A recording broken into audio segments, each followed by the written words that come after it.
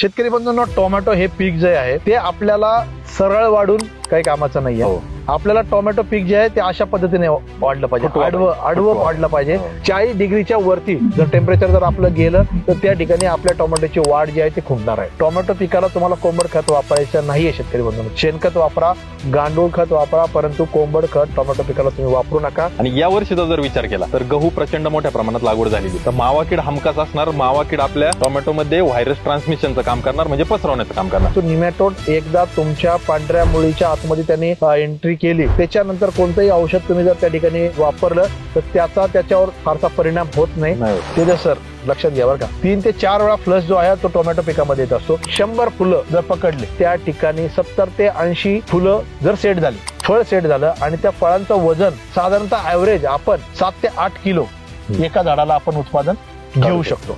Acidic जमीन म्हणजे ज्याचा पीएच, ज्या जमिनीचा पीएच 7 पेक्षा कमी आहे, म्हणजे 4, 5, 6 असा जर तुमच्या जमिनीचा पीएच असेल तर बॅक्टेरियल विल्डचा प्रादुर्भाव तुमच्या जमिनीमध्ये येण्याची शक्यता सर्वात जास्त आहे. आणि मग पाण्यामधलं पाणी जर हवेमध्ये निघून गेलं तर निश्चितच पानं जी आहे ती अशा पद्धतीने वाकडी होतात. ते का होतात? म्हणजे माझ्या संपर्कातले जे शेतकरी तर त्यांना टोमॅटोला 19-19 वापरा म्हणलं का ते म्हणतात नाही व्हायरस येतो, 19-19 नाही वापरायचं, मग आम्ही 12-61 देऊ किंवा आम्ही 13-40-13 देऊ. मग नेमकं रोप अवस्थेमध्ये 19-19 देणं, 13-40-13 देणं किंवा 12-61 देणं, या तिन्हींचे काय कारण असू शकतात किंवा काय फायदे किंवा काय तोटे असू शकतात? आपण बारामतीचा प्लॉट पाहत असताना चर्चा आपण जी केली होती की बांधणीची वेळ चुकली म्हणून इथं उत्पादन गडबडले, तर नक्की ती बांधणीची वेळ काय असावी? बांधणी टोमॅटो पिकामध्ये हा सर्वात महत्वाचा मुद्दा आहे. आता तो काय आपण थोडीशी चर्चा याच्यामध्ये करूया. माझं तुम्हाला सजेशन राहील शेतकरी बंधूंनो, तुम्हाला जर खताचं चांगलं जर नियोजन करायचं असेल तर हे 2-3 जे महत्वाचे मुद्दे जे आता मी तुम्हाला जे सांगणार आहे ते तुम्ही निश्चितच काळजीपूर्वक ऐका आणि त्याचा जो काय अवलोकन आहे ते तुमच्या शेतामध्ये तुम्ही करून त्याचा अनुभव तुम्ही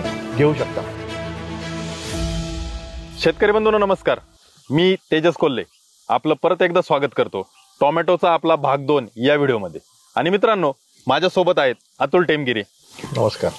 जसं की आपण गेल्या व्हिडिओमध्ये बोललो होतो की अन्नद्रव्य व्यवस्थापन आणि टोमॅटो मधल्या जे काही छोट्या छोट्या बाबी आहेत, जसं की बांधणी असेल किंवा इतरही काही कीड रोग व्यवस्थापनाच्या गोष्टी असतील, याच्यावर आपण सविस्तर चर्चा करणार आहोत.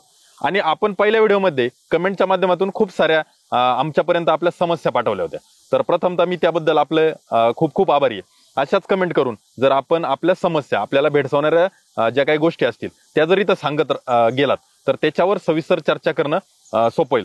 अतुल सर, बऱ्याचशा शेतकऱ्यांची अशी कमेंट आली होती, आपल्याला टोमॅटोमध्ये करप्याची समस्या खूप येते, आपल्याला असं वाटतं की पानांवर करपा आला तर काय परिणाम होतो, पण बऱ्याच वेळेला तुम्ही अनुभवला असेल शेतकरी बांधवांनो, तो करपा आपल्या फुलांवर पण असतो आणि मग सेटिंगच होत नाही. फुल दिसतं पण फळ लागत नाही, फुल दिसतं पण फळ लागत नाही, टोमॅटोचा शेंडा वाढत जातो. तर या सगळ्या समस्या जर टाळायच्या असतील तर याचं मूळ आपल्या नियोजनामध्ये असतं. आणि जे ॲग्रोनॉमी प्रॅक्टिस म्हणतो आपण, त्या जर आपण प्रॉपर केल्या तर आपल्याला पुढे जाऊन जे काही बुरशीनाशक, कीटकनाशक यांचा वापर आपल्याला मर्यादित प्रमाणात करता येतो आणि तिथं आपल्याला खर्च वाचवता येतो. तर ही एक बाब झाली. आता टोमॅटो पिकाचं उत्पादन करत असताना 2 गोष्टी, एक गोष्ट तर खूप जुनी आहे की मल्चिंगवर लागवड मोठ्या प्रमाणात होतेच होते, परंतु आता त्याच्या जोडीला क्रॉप कव्हर पण आलं. तर मल्चिंग आणि क्रॉप कव्हर आणि खास करून हंगामानुसार कोणत्या कोणत्या कलरचे मल्चिंगचे ऑप्शन, म्हणजे मी पाहिलं की इतर पिकांमध्ये तरी कमीत कमी सिल्वर आणि ब्लॅकवर शेतकरी थांबलेले, पण टोमॅटोमध्ये तपकिरी रंगाचा पण मल्चिंग आलाय, सफेद रंगाचा पण मल्चिंग आलाय, अनेक सारे कलर विविध शेतकऱ्यांनी ट्राय केलेले आहेत. तर आणि क्रॉप कव्हर, तर याविषयी आपण काय सांगाल? जर तुम्ही टोमॅटोची लागवड जी आहे, आता टोमॅटोमध्ये म्हणजे तेजस सर, पूर्वी जे शेतकरी टोमॅटो करायचे विदाऊट मल्चिंग वर करत होते, बरोबर, आणि टोमॅटो पिकामध्ये त्यावेळेला जी भर लागायची ती टोमॅटो पिकामध्ये 2 ते 3 वेळेला शेतकरी भर द्यायचे. त्या भरीचा जो परिणाम आहे तो तुमच्या उत्पादनावर व्हायचा, खूप चांगला व्हायचा. का व्हायचा की तुमची जे सेटिंग झाल्यानंतर पहिला जो पिकिंग आहे त्याच्यानंतर तुमचे जे काही नंतरचे जे तोडे आहेत, कंटिन्यू आपलं 3 ते 4 महिने पीक चालतं, तर ते जे नंतरचे जे तोडे आहेत तर ते तोडे चांगल्या पद्धतीने निघावे, कंटिन्युअस आपल्या फळाची साईज मिळावी, त्यावेळेला त्याच्यासाठी शेतकरी 2 ते 3 वेळेला टोमॅटोला भर लावत होते. परंतु आता काय झालं, मल्चिंग आलं. मल्चिंगमुळे शेतकरी ते जे काही प्रॅक्टिस आहेत ते विसरलेले आहेत. ती प्रॅक्टिस शेतकऱ्यांनी सोडून दिलेली आहे, बंद करू शकत नाही. परंतु एक अजून एक म्हणजे त्याच्यामध्ये जर म्हणजे माझा पण अनुभव आहे आणि काही शेतकऱ्यांचा पण अनुभव असेल, मल्चिंग जर आपण केलं आणि विदाऊट मल्चिंग जर आपण टोमॅटो करत असो त्याच्यामध्ये आपल्याला तण हा प्रादुर्भाव मोठ्या प्रमाणामध्ये येत असतो. त्यामुळे सुरुवातीच्या कालावधीमध्ये आपल्याला मल्चिंगचा वापर हा गरजेचाच आहे आणि ते करणं गरजेचं आहे. आणि उन्हाळ्यामध्ये शक्यतो उन्हाळ्यामध्ये जी लागवड आपण करतो त्या लागवडीला तुम्हाला मल्चिंग वापरणं कंपल्सरी. ते जर आपण त्या ठिकाणी जर अवॉइड केलं आणि लागवड जर केली तर निश्चितच आपल्या उत्पादनावर त्या ठिकाणी परिणाम होतो. दुसरं तुम्ही जसं म्हटलं की मल्चिंग लावल्यानंतर आणि आपण बऱ्याचशा व्हिडिओमध्ये पण आपण चर्चा केली आहे विविध प्रकारचे मल्चिंग आहेत. सिल्वर असेल, व्हाईट आहे किंवा आता याच्यामध्ये तपकिरी वगैरे प्रकारचे पण बरेचसे प्रकार त्याच्यामध्ये आलेले आहेत. तर सीझन नुसार तुम्हाला त्या ठिकाणचे मल्चिंग किंवा वातावरण आहे, आता तुमचं सूर्यप्रकाश आहे तर सूर्यप्रकाशच्या वेळेला आपल्याला कोणत्या प्रकारचं मल्चिंग त्या ठिकाणी वापरणं गरजेचं आहे हे पण आपण बऱ्याचशा व्हिडिओमध्ये आपण त्या ठिकाणी चर्चा केलेली आहे. आणि त्याच्यानंतर दुसऱ्या दिवशी सकाळी किंवा दुसऱ्या दिवशी संध्याकाळी तुम्हाला आपले जे काही टोमॅटो आहे किंवा जेव्हा रोप आहे त्याची लागवड तुम्हाला त्या ठिकाणी करायची आहे. म्हणजे संध्याकाळचं लागवड करण्याचं महत्व हेच असतं की ज्यावेळेला आपण नर्सरीमधून रोप आणतो आणि आपल्या शेतामध्ये ज्या वेळेला नेतो त्यावेळेला जो काही दिवसभर समजा तुम्ही सकाळी लागवड केली तर दिवसभराचा जो काही क्लायमेट आहे किंवा उष्णता आहे ती आपल्या रोपाला हानिकारक असते. त्याच्यामुळं संध्याकाळची तुम्ही जर लागवड केली तर रात्रीचं जे काही टेम्परेचर आहे किंवा वातावरण आहे ते तुमच्या रोपाला त्या ठिकाणी सेट होण्यासाठी मदत करत असतं. त्यामुळं लागवड नेहमी तुम्ही संध्याकाळच्या वेळेला त्या ठिकाणी करणं गरजेचं आहे. महत्वाचा मुद्दा जो या ठिकाणी सांगितला. आपला अजून एक मुद्दा आपल्याला कव्हर करायचा क्रॉप कव्हर बद्दल. त्याबद्दल शेतकऱ्यांचं काय अनुभव किंवा कशा पद्धतीने शेतकरी नियोजन करतात? शेतकरी बंधूंनो, जसं त्याच्या सर म्हटले क्रॉप कव्हर म्हणजे आताच्या जे प्रचलित जे काय आता नवीन शेतकरी टोमॅटोमध्ये उतरलेले आहेत किंवा जुने जे शेतकरी आहेत तर नवीन प्रणाली आली आहे की क्रॉप कव्हर. तर क्रॉप कव्हर का महत्वाचं आहे आणि कुठल्या सीझनला आपल्याला क्रॉप कव्हर वापरणं गरजेचं आहे ते आपण समजून घेऊया. क्रॉप कव्हर म्हणजे काय की क्रॉप कव्हर आपण आपल्या शेतामध्ये जे काही आपली काही बेड असेल त्याला पूर्णपणे आपण सुरुवातीपासून शेवटपर्यंत जो बेड आहे तो पूर्णपणे आपण झाकून घेत असतो.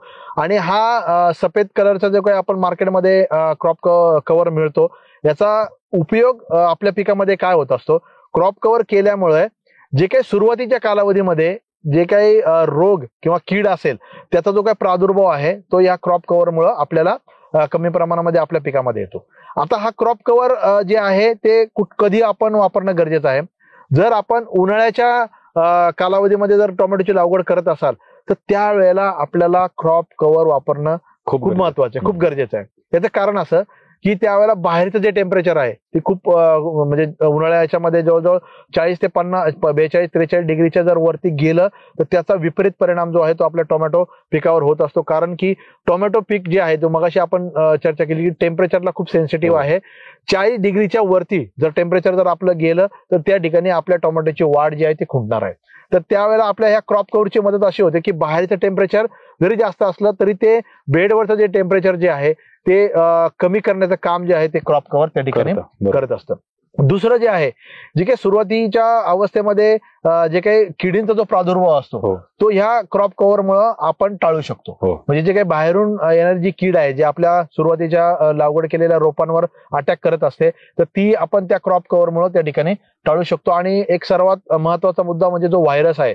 समजा आपण लागवड केल्यानंतर जे बाहेरून येणारे जे कीटक आहे जे व्हायरसचे ट्रान्समिटर असतात, व्हेक्टर असतात, ते सुरुवातीच्या कालावधीमध्ये जर आपण या क्रॉप कव्हरमुळे जर अवॉइड करू शकलो तर निश्चितच व्हायरसचं जे काही प्रमाण आहे ते आपण थोड्याफार प्रमाणामध्ये या क्रॉप कव्हरमुळे टाळू शकतो. निश्चितच जो मावा कीड खास करून त्रासदायक आहे व्हायरससाठी. आणि शेतकरी बांधवांनो, आपल्याला अनुभव असेल की आपल्या भागामध्ये जर गव्हाचं लागवड मोठ्या प्रमाणात होत असेल तर ही मावा कीड आपल्याला जरूर जाणवेल. आणि या वर्षीचा जर विचार केला तर गहू प्रचंड मोठ्या प्रमाणात लागवड झालेली तर मावा कीड हमखास असणार. मावा कीड आपल्या टोमॅटोमध्ये व्हायरस ट्रान्समिशनचं काम करणार, म्हणजे पसरवण्याचं काम करणार.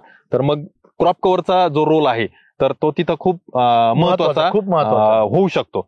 तर नक्कीच आपण याविषयीची विचार करावा. आणि जर आपण क्रॉप कव्हर करू शकलो या कालावधीमध्ये, खास करून गहू निघण्याचा कालावधी किंवा गहू असण्याचा कालावधी, त्यावेळेस मावा कीड तिथे ऍक्टिव्ह असेल तर आपल्याला व्हायरस पासून वाचता येईल. हा एक फायदा झाला. अजूनही काही फायदे याच्यातून होऊ शकतात. फायदे आणि दुसरं म्हणजे कसं आहे जी सेटिंग म्हणजे आता महत्वाचा मुद्दा असतो की वातावरणामुळे जी काही फुलधारणा होणं किंवा फुलाची सेटिंग होणं हा सुद्धा प्रॉब्लेम टोमॅटो पिकामध्ये येत असतो. टोमॅटो हे सेल्फ पॉलिनेटेड पीक आहे, म्हणजे त्याला बाहेरून काय वेक्टर येऊन तो पॉलिनेशनची काही गरज नाही, तो सेल्फ पॉलिनेटेड आहे. तर हा जो आपण सुरुवातीला क्रॉप कव्हर जो टाकलाय तो आपल्या फ्लावरिंग स्टेज पर्यंत तो आपल्या पिकामध्ये तसाच ठेवायचा, म्हणजे सेटिंगला जो आहे तो याचा प्रादुर्भाव तुम्हाला त्या ठिकाणी जाणवणार नाही किंवा होणार नाही. तर उन्हाळ्याच्या लागवडीमध्ये तुम्हाला जर क्रॉप कव्हर तुम्ही वापरलं तर निश्चित हे 4 प्रकारचे जे फायदे आहेत ते तुम्हाला त्या ठिकाणी होऊ शकतात.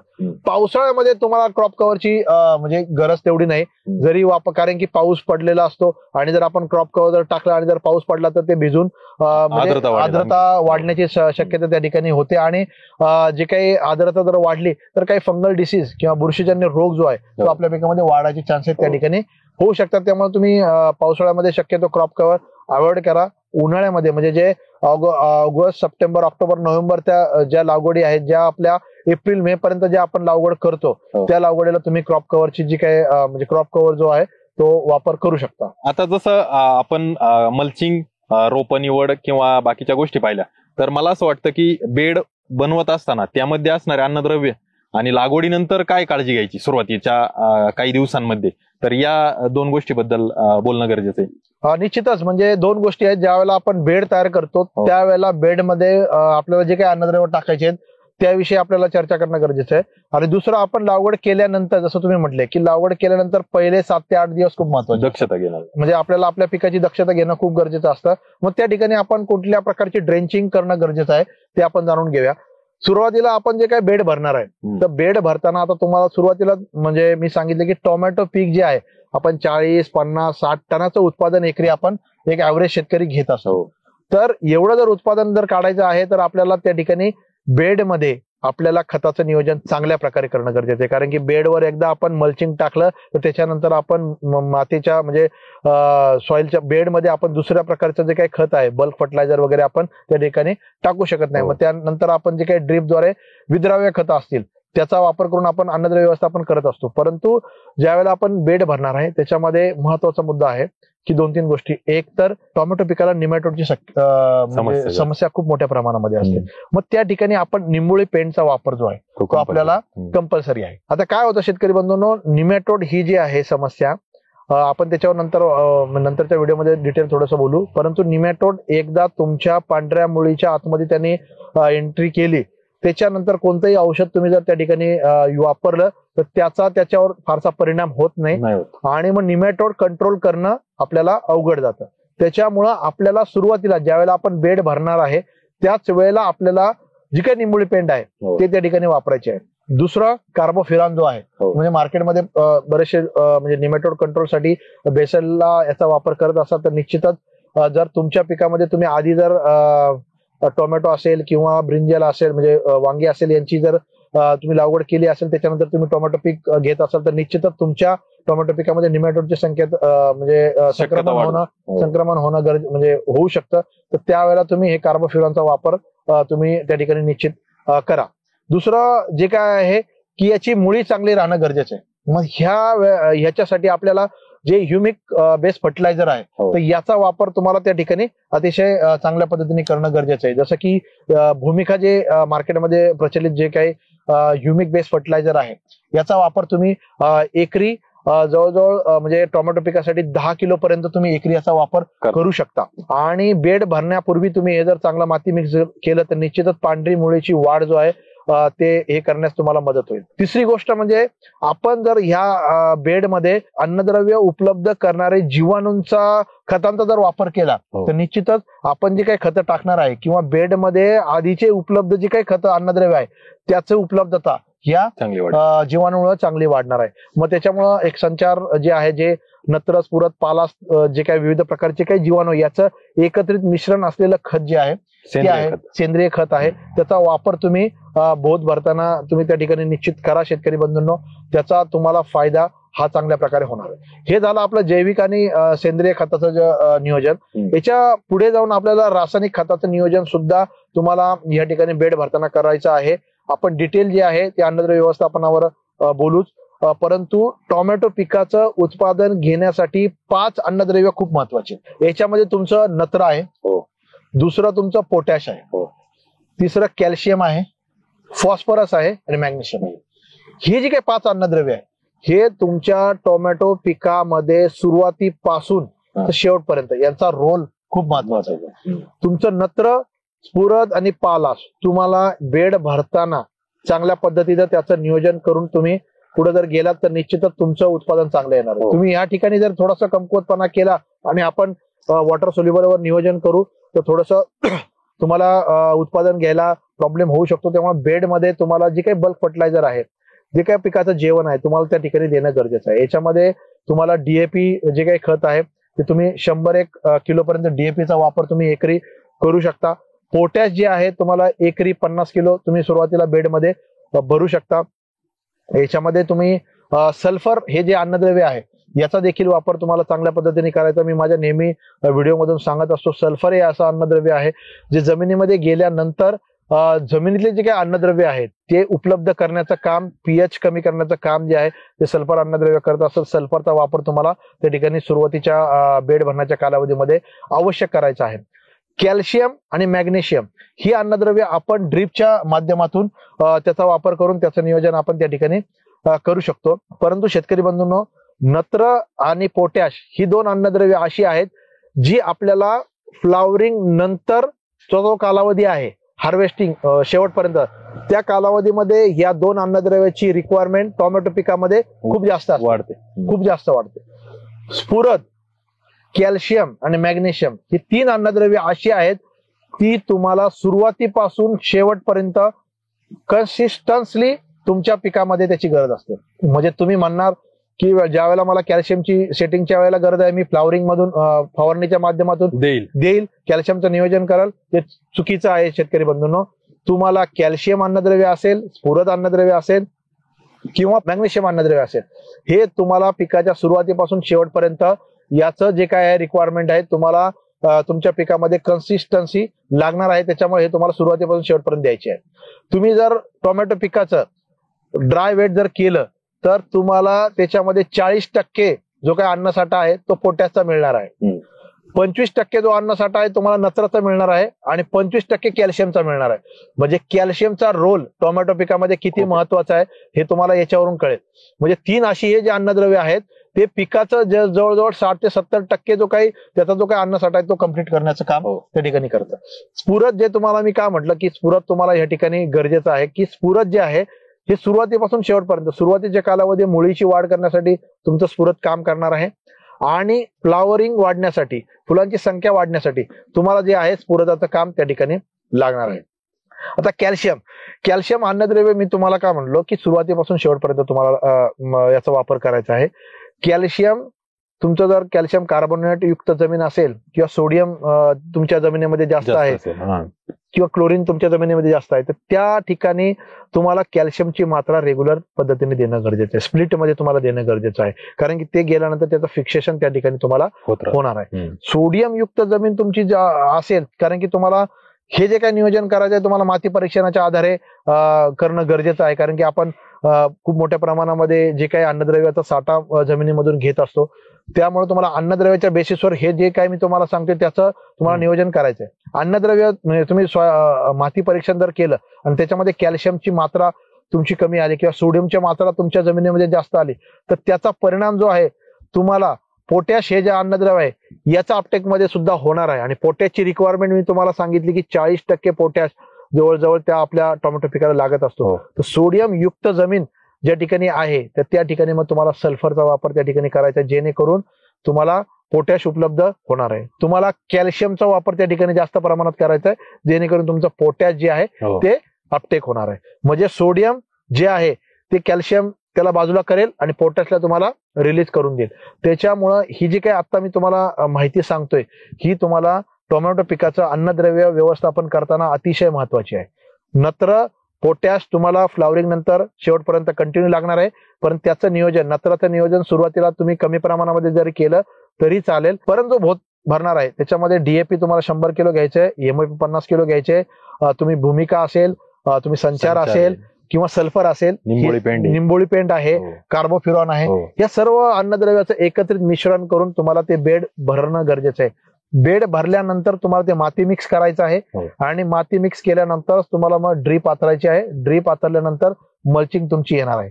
मल्चिंग झाल्यानंतर जसं मागाशी तुम्हाला मी सांगितलं की ज्यावेळेला होल आपण काढणार आहोत, मल्चिंग आपण पाणी सोडणार आहोत, त्यातली जी काही वाफ आहे ती वाफ आपल्याला बाहेर काढायची आणि त्याच्यानंतर आपल्याला ट्रान्सप्लांटिंग करायची. ट्रान्सप्लांटिंग केल्यानंतर देखील सुद्धा आपल्याला काही म्हणजे काळजी घेणं गरजेचं आहे. ड्रेंचिंग वगैरे करणं गरजेचं आहे. तुम्ही जी काही सुरुवातीला जी काही खतांची काही हीट आहे ती तुम्ही बाहेर काढून दिले.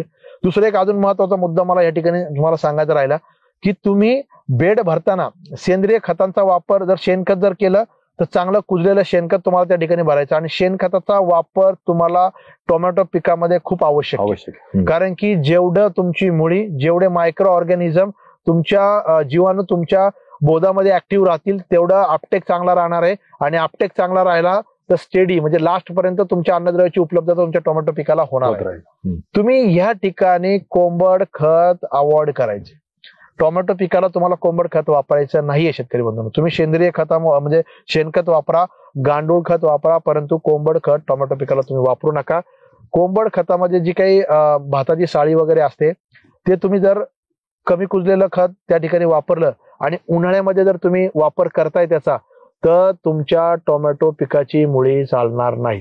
तुमच्या टोमॅटो पिकाची जी काही वाढ आहे, सुरुवातीची वाढ, उन्हाळ्यामध्ये जर तुम्ही कोंबड खताचा वापर केला तर निश्चितच त्याचा परिणाम जो आहे तो तुमच्या वाढीवर होणार आहे. तुम्ही माझं एक सजेशन राहील, कोंबड खत जो वापर आहे तुम्ही उन्हाळ्यामध्ये आणि शक्यतो टोमॅटो पिकाला तुम्ही टाळायचं. आणि केलास तर मग थंडी किंवा पावसाळ्यामध्ये. आणि ते पण पावसाळ्यामध्ये मी तुम्हाला तेच सांगतोय, वापर करायचा असेल तर लागवडीपूर्वी तुमचा त्या ठिकाणी वापर करणं गरजेचं आहे. जेणेकरून त्याच्यावर 1-2 पाऊस पडल्यानंतर त्याची जी काही कुजण्याची प्रक्रिया त्या ठिकाणी होणार आहे आणि नंतर ते आपल्या पिकाला लागू होणार आहे. तुम्ही टाकल्यानंतर लगेच जर लागवड केली तर ते जे आहे कुजण्याची प्रक्रिया त्या ठिकाणी चालू होते आणि जे काही मी मगाशी म्हटलं भाताचं तूस त्याच्यामध्ये असतं आणि हे कुजण्यासाठी जे काही ऑर्गॅनिक ऍसिडची निर्मिती होते किंवा ऑर्गॅनिक ऍसिड लागतात त्याच्यामधून ऊर्जा या तुसामधून जास्त निघते. त्याच्यामुळे हीट जास्त निर्माण होते आणि त्याचा परिणाम तुमच्या मुळीवर पिकावर होऊ शकतो. त्याच्यामुळे ते तुम्हाला आवड करायचे, वापरायचे असेल पावसाळ्यामध्ये तर 1 ते 1.5 महिना तुम्हाला आधी वापरायचे आणि मग त्याची लागवड त्या ठिकाणी तुम्हाला करायची. यातून महत्वाची गोष्ट म्हणजे अशी की अन्नद्रव्याचा पुरवठा करत असताना बऱ्याच वेळा शेतकऱ्यांचा समज असतो की आता फुलोर अवस्था आली मग मी कॅल्शियम देतोय, आता फळाची अवस्था आली मी पोटॅश देतोय. परंतु शेतकरी बांधवांनो, पीक शास्त्र जे आहे किंवा ज्याला क्रॉप फिजिओलॉजी म्हणतो तर त्या प्रत्येक पानांची जबाबदारी असते. जसं की खालची पानं अन्नद्रव्याचा साठा करणारी पानं असतात. मग तो अन्नद्रव्याचा साठा त्या पिकामध्ये योग्य वेळी झाला पाहिजे.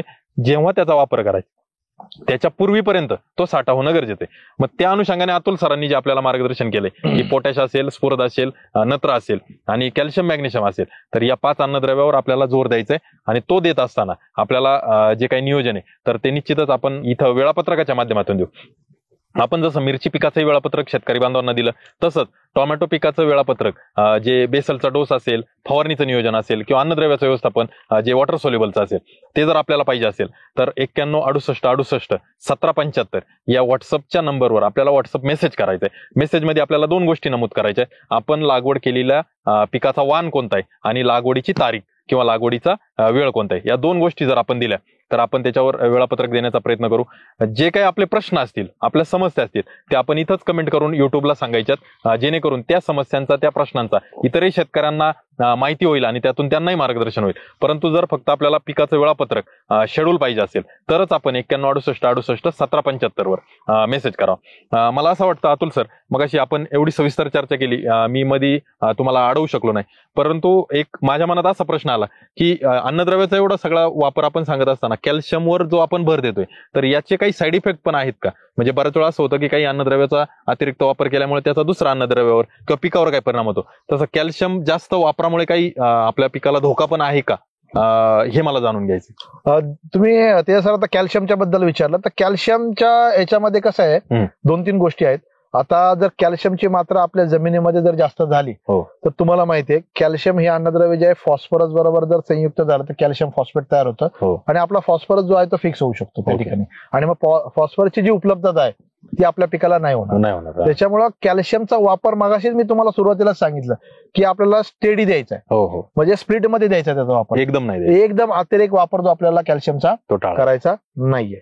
दुसरी अशी गोष्ट, कॅल्शियम जर जास्त झालं तर बोरॉनचा जो अपटेक आहे तो कमी होत असतो, थांबून जात असतो. त्याच्यामुळं आपण बघा नेहमी शेतकरी बंधूंनो, आपण कॅल्शियम बरोबर बोरॉनच्या फवारणी घेत असतात, कॅल्शियम बरोबर बोरॉन जमिनीतून सोडत असतो. तिथं कारणच हे आहे की कॅल्शियम जर वाढलं तर थोडंसं बोरॉनची उपलब्धता जी आहे ती कमी होत असते. त्याच्यामुळं कॅल्शियम ज्या वेळेला देणार आहे त्यावेळेला आपलं बोरॉन देणं गरजेचंच आहे. तुम्ही फवारणीच्या माध्यमातून द्या किंवा जमिनीच्या माध्यमातून द्या किंवा मातीच्या माध्यमातून द्या, पाण्यातून द्या, तर तुम्हाला त्या ठिकाणी या दोन्ही गोष्टी करणं गरजेचं आहे. दुसरं जे आहे, जसं मगाशी तुम्हाला मी सांगितलं, ज्या जमिनीमध्ये सोडियमची मात्रा जास्त आहे तर त्या जमिनीमध्ये जर कॅल्शियम वापर जास्त जरी प्रमाणामध्ये केला तर त्याचा फायदा होतो. फायदा असा होतो की सोडियम जो आहे तो बाजूला कॅल्शियममुळे होतो आणि जो काही पोटॅश आहे तो आपल्याला मिळून जातो पिकाला, म्हणजे मिळायला त्याची मदत होत असते. म्हणजे त्याचे बेनिफिट पण आहेत आणि तोटे पण आहेत. परंतु टोमॅटो पिकामध्ये कॅल्शियम जे आहे तुम्हाला सुरुवातीपासून वापरायचं, म्हणजे कॅल्शियमची गरज 20व्या दिवसा, म्हणजे लागवडीपासून 20व्या दिवसापासूनच तुमच्या पिकाला चालू करायचं. त्याच्यामुळे सुरुवातीपासूनच आपल्याला कॅल्शियम त्या ठिकाणी वापरायचं आहे. शेतकरी बांधवांनो, मगाशी पण ज्यावेळेस ओळख करून देताना मी सांगितलं होतं की अन्नद्रव्याचा जो काही गाढा अभ्यास आहे तर तो अतुल सरांचा आहे आणि मला असं वाटतं की टोमॅटो पिकाच्या उत्पादनाचं यश हे अन्नद्रव्यावर खूप अवलंबून आहे आणि त्यासाठी म्हणून आज आपण या विषयावर चर्चा करतोय. मित्रांनो, परत एकदा आपल्याला टोमॅटो पिकामध्ये भेडसावणाऱ्या ज्या समस्या आहेत त्या आपण कमेंट करून सांगा. वारंवार आम्ही कमेंटसाठी आपल्याला उद्युक्त करतो. त्याचं कारण असं की तुमच्या भावना आमच्यापर्यंत पोहोचल्या पाहिजे. ही फक्त एकतर्फी चर्चा न होता तुमचे पण काही प्रश्न असतील, तुमच्या पण काही मनातल्या भावना असतील, समस्या असतील, काही सुधारणा असतील, त्या तुम्ही कमेंटमधून कळवा, जेणेकरून आपण भाग 2 ज्यावेळेस घेऊन येऊ त्यावेळेस आपल्या या कमेंटचा विचार करून या कमेंटच्या बद्दल किंवा आपल्या समस्यांबद्दल त्यामध्ये चर्चा करण्याचा प्रयत्न करू.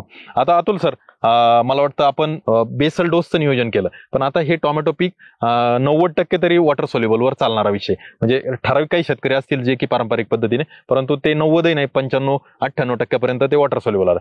मग आता वॉटर सोल्युबलचा वापर करत असताना स्टेजनुसार काय वापरायचं, काही नवीन ग्रेड पण बाजारात आल्यात का, त्यांचा काय फायदा आहे तर तेही तुम्ही सांगा. आणि वॉटर सोल्युबल वापरत असताना काही दक्षता घ्यायची का, म्हणजे जसं की त्याची वापराची वेळ, वापराचं प्रमाण किंवा कोणत्या स्टेजला काय द्यायचं, तर त्याविषयी आपण सांगा. निश्चितच तेजस सर, म्हणजे आता टोमॅटो पीक म्हणजे आपण जसं मगाशी बेड भरताना चर्चा केली की टोमॅटो पिकामध्ये अन्नद्रव्य व्यवस्थापन आपल्याला बेड भरताना काय करणं गरजेचं आहे ते आपण त्या ठिकाणी चर्चा केली. शेतकरी बंधूंनो, टोमॅटो हे पीक जे आहे ते आपल्याला सरळ वाढून काही कामाचं नाहीये. आपल्याला टोमॅटो पीक जे आहे ते अशा पद्धतीने वाढलं पाहिजे, आडवं वाढलं पाहिजे, जेणेकरून चांगले फुटवा, चांगल्या ब्रांचेस त्या ठिकाणी आपल्याला मिळतील आणि त्याच्यावर फुलधारणा होऊन, फळधारणा होऊन आपल्याला उत्पादनामध्ये त्याचा चांगला फायदा होऊन जाईल. टोमॅटो पिकामध्ये काही अशा अवस्था आहेत, आता तुम्ही वॉटर सोल्युबल किंवा विद्राव्य खतांचं म्हटले तर त्या अवस्थेनुसार आपल्याला कोणती विद्राव्य खतं वापरणं गरजेचं आहे ते आपण चर्चा करू. पण तत्पूर्वी काही अवस्था टोमॅटो पिकामध्ये आहेत,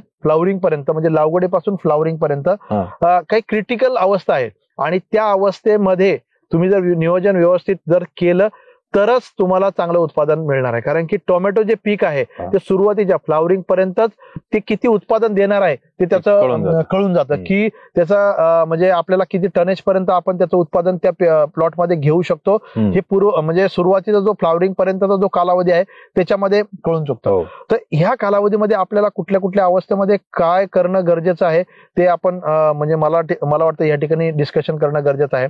आपण लागवड केल्यानंतर जो सुरुवातीचा कालावधी आहे, म्हणजे आपण रोप लागवड केली, संध्याकाळच्या वेळेला आपण रोप लागवड केली, तर त्या ठिकाणी आपल्याला सुरुवातीचे 2 जे ड्रेंचिंग आहे तर ते आपल्याला साध्या पाण्याचे करायचे. त्या ठिकाणी आपल्याला कुठलंही बुरशीनाशक, कुठलंही खत त्या ठिकाणी तुम्हाला सुरुवातीच्या अवस्थेमध्ये वापरायची नाहीयेत. कारण की आपण जे कोकोपीट आणलेलं असतं आणि आपली जी काही त्या ठिकाणी लागवड केल्यानंतरची काही माती आहे ती त्या ठिकाणी मुळी जी आहे ती त्या मातीला चांगल्या पद्धतीने अटॅच होण्यासाठी किंवा त्याची वाढ त्या ठिकाणी चांगली होण्यासाठी सुरुवातीला थोडंसं पाण्याचं जे ड्रेंचिंग आहे ते आपल्याला त्या ठिकाणी करायचं आहे.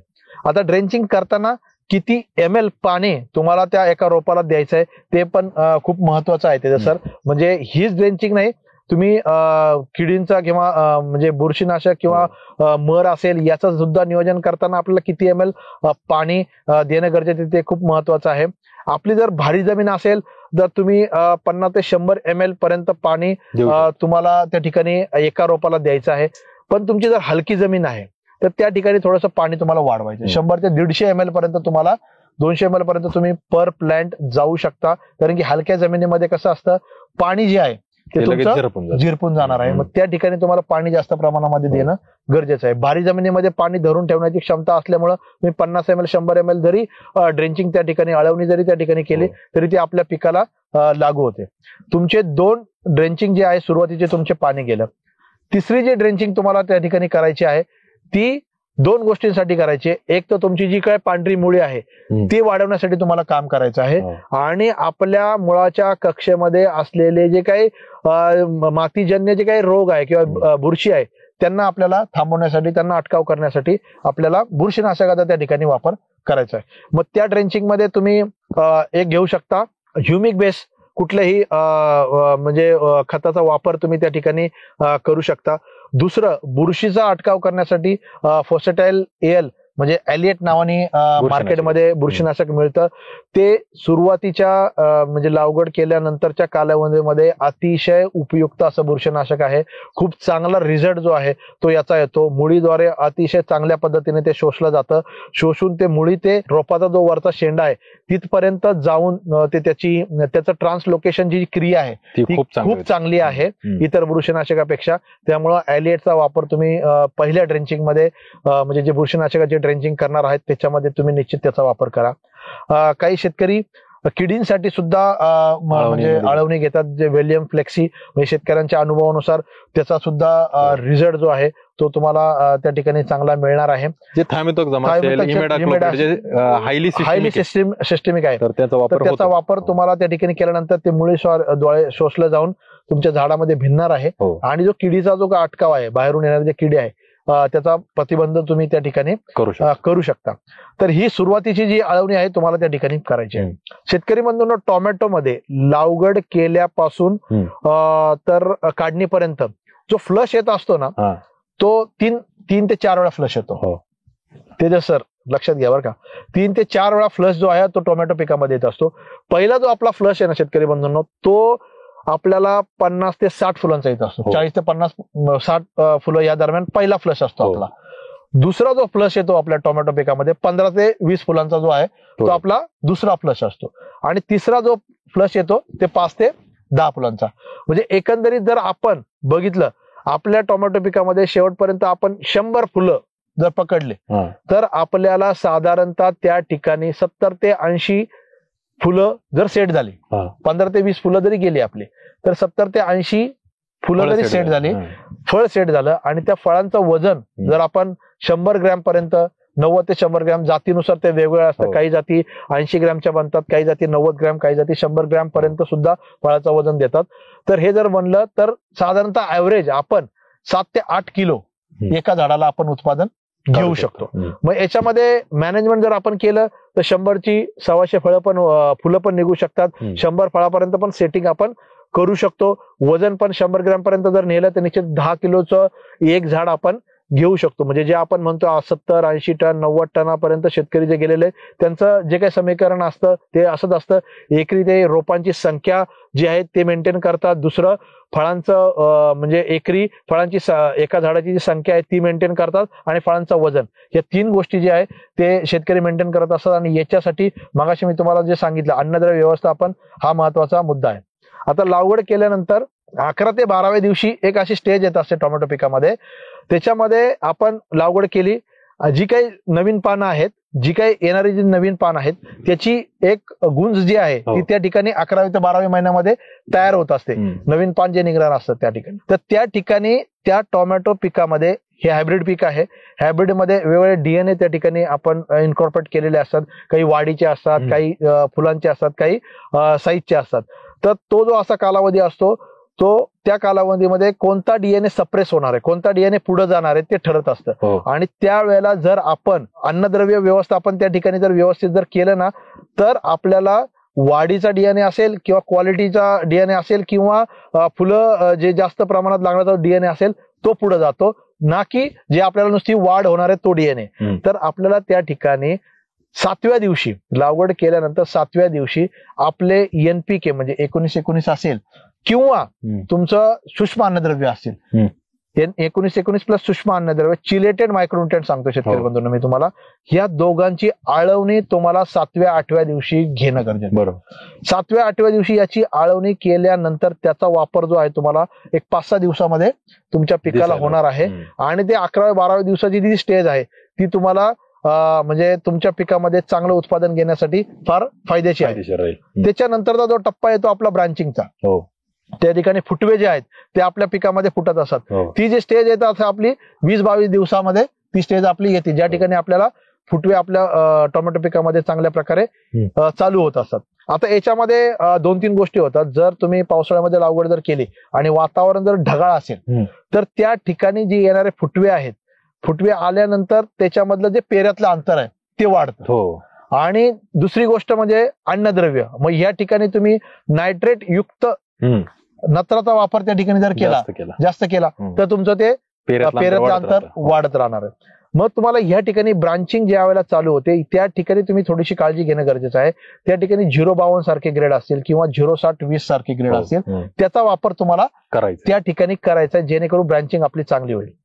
दुसरी या ठिकाणी महत्वाची गोष्ट आहे, ज्या वेळेला ब्रांचिंग होत असते त्यावेळेला जर तुम्ही सिंगल आपला जर लागवड केली असेल तर त्या ठिकाणी जी खालच्या येणाऱ्या ज्या ब्रांचेस आहे त्याला तुम्हाला डिस्टर्ब नाही करायचं. परंतु ज्या ठिकाणी तुम्ही डबल रो पद्धत लागवड केलेली आहे त्या ठिकाणी जी खालची ब्रांच आहे, पहिली ब्रांच आहे, ती थोडीशी जर तुम्ही कट केली तर वरती येणाऱ्या ज्या ब्रांचेस आहेत ते चांगल्या प्रकारे ब्रांचेस निघतात, ना की खालची ब्रांच जी आहे ती वाढणार आहे. कारण की खालची जी शेवटची ब्रांच आहे ती जर तुमची जास्त प्रमाणामध्ये वाढली, पण ज्या वेळेला आपण बांधणी करतो, बांधणीवर आपण नंतरच्या व्हिडिओमध्ये खूप डिटेलमध्ये चर्चा करणार आहे, पण जी बांधणी जर आपण जी खालची ब्रांचेस आहेत त्याची जर केली तर आपण अशा पद्धतीने आपली जी तार आहे ती अशा पद्धतीने बांधतो, त्याच्यामुळे जो झाडाचा आकार जो आहे तो असा होतो. आणि त्याच्यामध्ये जे काही मधलं जे काही वातावरण आहे झाडाचं ते ह्युमिडिटी त्या ठिकाणी जास्त प्रमाणामध्ये वाढते. तर पावसाळ्यामध्ये तुम्ही एक काम करू शकता, म्हणजे जर तुम्ही डबल ओळ पद्धत जर घेतली असेल किंवा उन्हाळ्यामध्ये सुद्धा जर तुमची भारी जमीन आहे डबल ओळ पद्धत जर घेतली असेल तर शेवटची जी काही खालची जी ब्रांच आहे ती थोडीशी कट जर केली तरी काही हरकत नाही. वरचे जे चांगले येणारे ब्रांचेस आहे ते तुम्हाला चांगल्या त्या ठिकाणी मिळणार आहे. तिसरी जी अवस्था असते ती फुलं स्टार्ट होण्याची अवस्था. त्या अवस्थेमध्ये जी अवस्था आपल्याला 32 ते 35 दिवसाच्या पुढं पिकामध्ये येते. लागवडीपासून 32 ते 35 दिवसाच्या नंतर आपल्याला पिकामध्ये चांगले जे काही बर्ड्स फॉर्मेशन होत असतं आणि जे काही फुलांची निर्मिती त्या ठिकाणी होत असते. तर त्या ठिकाणी 2 गोष्टी तुम्हाला शेतकरी बंधूंनो करणं फार गरजेचं आहे. मी मगाशी तुम्हाला सुरुवातीला सांगितलं की कॅनोपी आपल्याला मेंटेन करणं गरजेचं आहे, की हवा त्या ठिकाणी खेळती राहिली पाहिजे. ज्याचा बागेमध्ये हवा खेळती आहे त्या बागेमध्ये तुम्हाला फुलं चांगली निघणार आहे.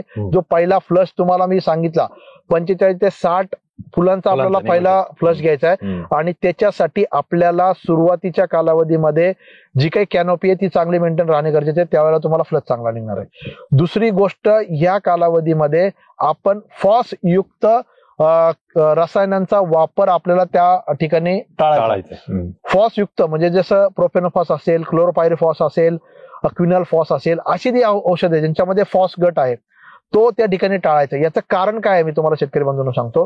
फुलं जे उमलणार आहे आणि फुलं उमलल्यानंतर जो स्टिग्मा आहे आणि पोलन आहे याच्यामध्ये जर ह्या कालावधीमध्ये आपल्याला फॉस ग्रुपचा जर वापर जर आपण केला तर ते पोलन आहे ते निष्क्रिय होऊन जातात आणि निष्क्रिय झाल्यानंतर ते एकतर तुम्हाला सेटिंगवर परिणाम करतील, नाहीतर जर फुल जे सेट होणार आहे त्या फुलाची त्या फळाची साईज जी आहे तुम्हाला शेवटी मिळणार. मग तुम्ही काय करणं गरजेचं आहे, ज्या वेळेला आपली सेटिंग आहे फुलधारणा झाल्यानंतर जी फळाची सेटिंगचा जो कालावधी असतो त्या कालावधीमध्ये ते 4 ते 8 दिवसाच्या कालावधीमध्ये तुम्ही थोडंसं हे फॉसयुक्त औषधांचा वापर तुम्ही टाळायचा आहे.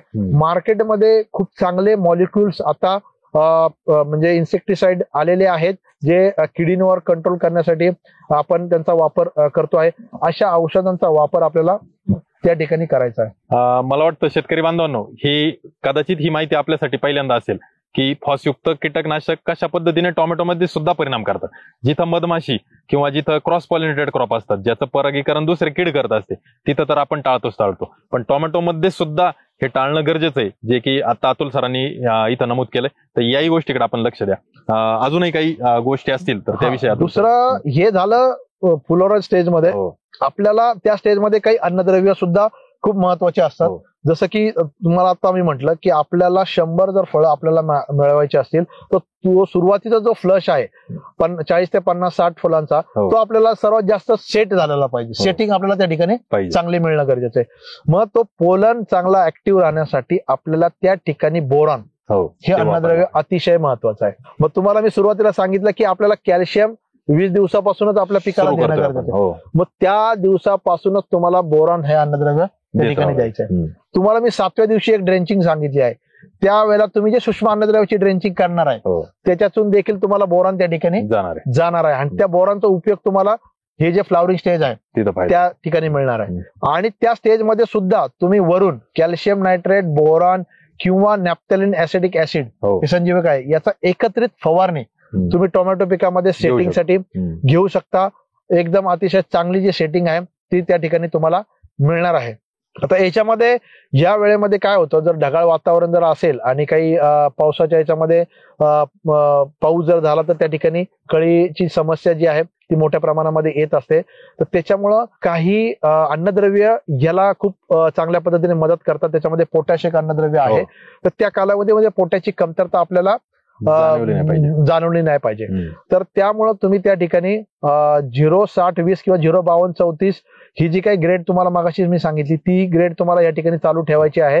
परंतु त्याच्या व्यतिरिक्त ऍडिशनल 13-0-45 या पोटॅशियम नायट्रेट या ग्रेडचा सुद्धा त्या ठिकाणी तुम्हाला वापर त्या वेळेला करणं गरजेचं आहे, जेणेकरून तुमची सेटिंग त्या ठिकाणी चांगली होणार आहे. मला असं वाटतं की सेमी इनडिटर्मिनेंट व्हरायटी असल्यामुळे तिचा शेंडा चालू राहणंही तितकंच महत्वाचं आहे. म्हणून आपण फक्त फॉस्फरस आणि फक्त पोटॅश फोकस न करता नायट्रोजन काही प्रमाणात काय ना चालू ठेवला पाहिजे. आणि दुसरं एक अजून त्याचं सर, टोमॅटो हे जे पीक आहे नायट्रेट नायट्रोजनला खूप जास्त प्रमाणामध्ये रिस्पॉन्स देतो.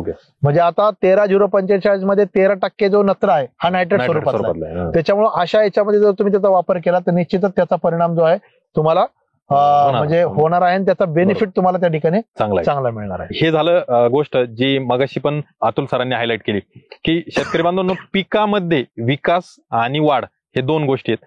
पिकाचा विकास होतो म्हणजे तिथं फुटवा पण होतो, वाढ पण होते. आणि जिथं वाढच होते तिथं कदाचित फुटवा नसतो. तर हा जो विकास आहे त्या गोष्टीकडे आपल्याला लक्ष द्यायचं. डेव्हलपमेंट आणि ग्रोथ हे जसे दोन वेगळे गोष्टी आहेत तर तो या ठिकाणी अन्नद्रव्याच्या माध्यमातून अतुल सरांनी खूप सविस्तर समजावण्याचा प्रयत्न केला. मला असं वाटतं की बाजारामध्ये अजून काही 42-47 042-47 ग्रेड काही नवीन ग्रेड्स मार्केटमध्ये उपलब्ध आहेत. 042-47 आहे, 60-49 आहे किंवा त्याच्यामध्ये सल्फर असतं. असे जे काही मार्केटमध्ये नवीन ग्रेड आलेले आहेत किंवा 0-30-35 प्लस फेरस आहे अशी ग्रेड पण मार्केटमध्ये आलेली आहे. 10-20 प्लस मॅग्नेशियम आहे अशी ग्रेड मार्केटमध्ये आलेली आहे. तर या ग्रेडचा वापर जो आहे तुम्हाला मी कसं मगाशी सांगितलं त्या पद्धतीने तुम्हाला करायचं की नत्र आणि पोटॅश तुम्हाला कधी लागणार आहे, स्फुरद असेल, कॅल्शियम असेल, मॅग्नेशियम आहे ते तुम्हाला कधी लागणार आहे. तर त्या टोमॅटो पिकाच्या कालावधीमध्ये कुठली ग्रेड तुम्हाला पाहिजे आहे जसं मगाशी तेजा सरांनी सांगितलं तुम्हाला चॅटच्या माध्यमातून आम्ही निश्चितच ह्या व्हिडिओच्या मार्फत तुम्हाला देण्याचा प्रयत्न करू. बेसल डोस मध्ये काय नियोजन करायचं आहे आणि वॉटर सोल्युबलचं जे नियोजन करायचं आहे ते देखील तुम्हाला चॅटच्या माध्यमातून क्रॉपच्या स्टेजेस नुसार कुठलं वॉटर सोल्युबल तुम्हाला वापरायचं आहे ते देणार आहोत. फवारणीच्या माध्यमातून काही अन्नद्रव्य आपल्याला म्हणजे स्टेजेस नुसार घेणं गरजेचं असतं. त्यावेळी देखील तुम्हाला त्याचं नियोजन आम्ही ह्या चार्टच्या माध्यमातून निश्चितच देऊ. बऱ्याच शेतकऱ्यांनी आक्षाबद्दल विचारलं होतं. रोपांची काळजी जी आपण मागच्या वेळी लागवडीनंतर रोपांच्या बाबतीत बोलले होते, पण काही मर रोगाची समस्या बऱ्याच शेतकऱ्यांना लागवड केल्यानंतर येते. त्याचाही प्रश्न बऱ्याच जणांनी विचारला होता की रोप लागवडीनंतर जी मरची समस्या येते ती टाळण्यासाठी किंवा त्याचं नियंत्रण करण्यासाठी आपण कशा पद्धतीने उपाययोजना केली पाहिजे त्याविषयी अतुल सर पहिले बोला. नक्कीच ते सर, म्हणजे आपल्याला जर जसं आपण म्हणतो टोमॅटोचं आपल्याला जर 70-80 आणि 100 टनापर्यंत जर उत्पादन घ्यायचं असेल तर आपला जो म्हणजे मागच्या व्हिडिओमध्ये आपण पाहिलं की रोपांचं सिलेक्शन आपल्याला कशा पद्धतीने करणं गरजेचं आहे ते आपण डिटेल मागच्या व्हिडिओमध्ये चर्चा केली.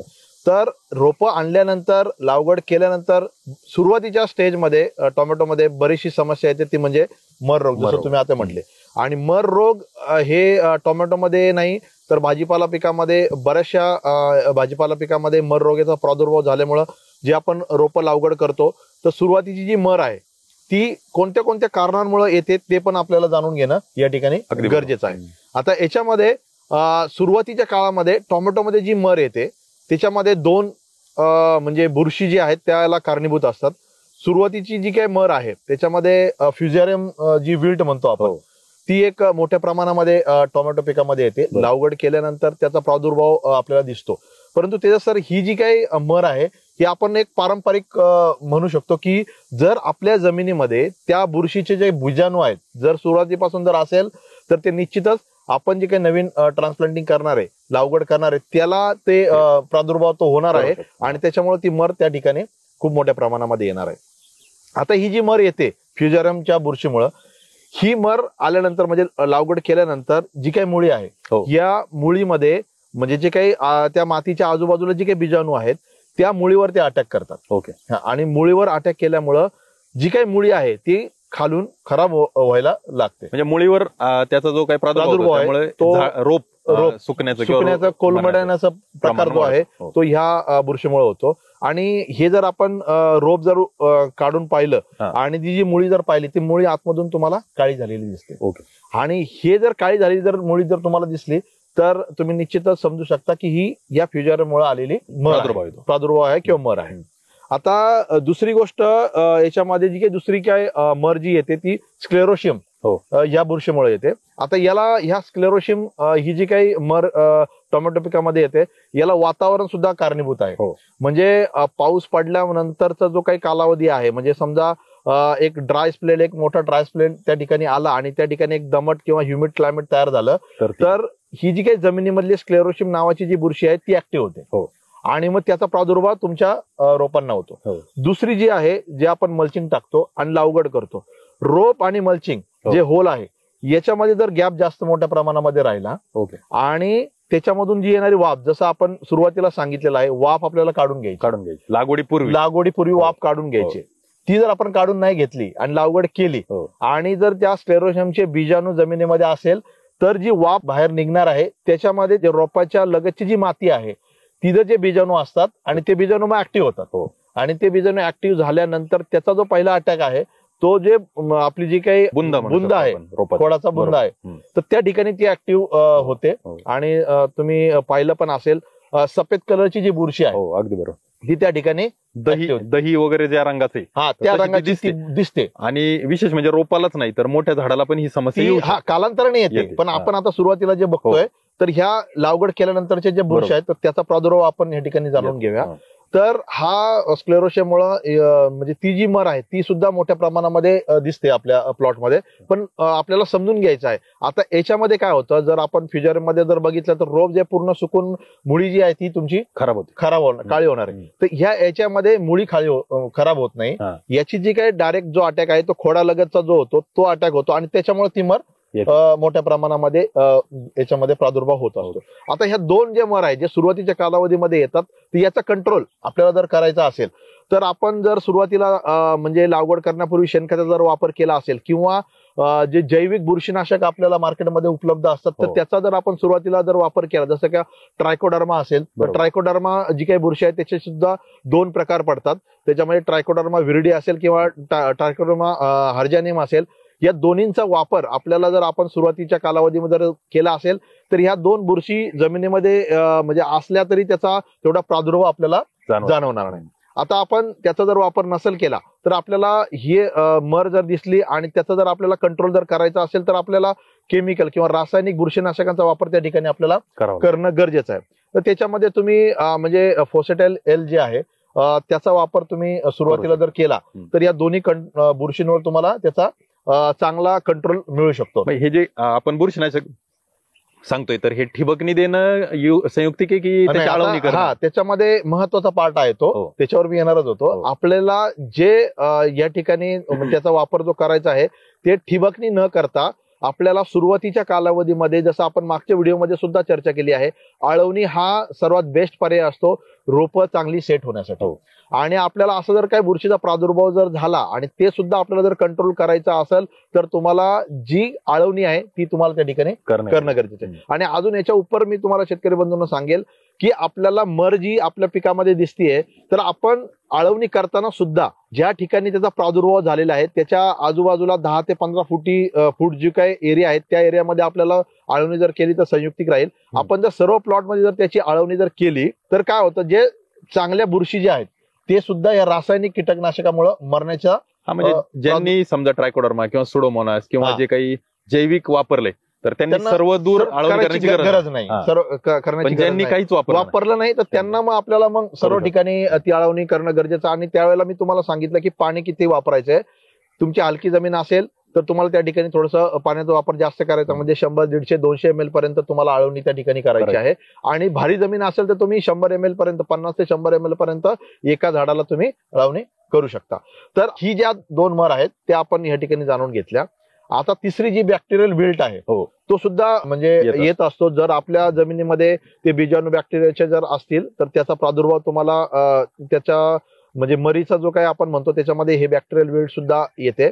तर बॅक्टेरियल विल्ड जे आहे ते ह्या स्टेजमध्ये सुद्धा येतं आणि नंतरच्या स्टेजमध्ये सुद्धा बॅक्टेरियल विल्डचा प्रादुर्भाव मोठ्या प्रमाणामध्ये आपल्याला जाणवतो.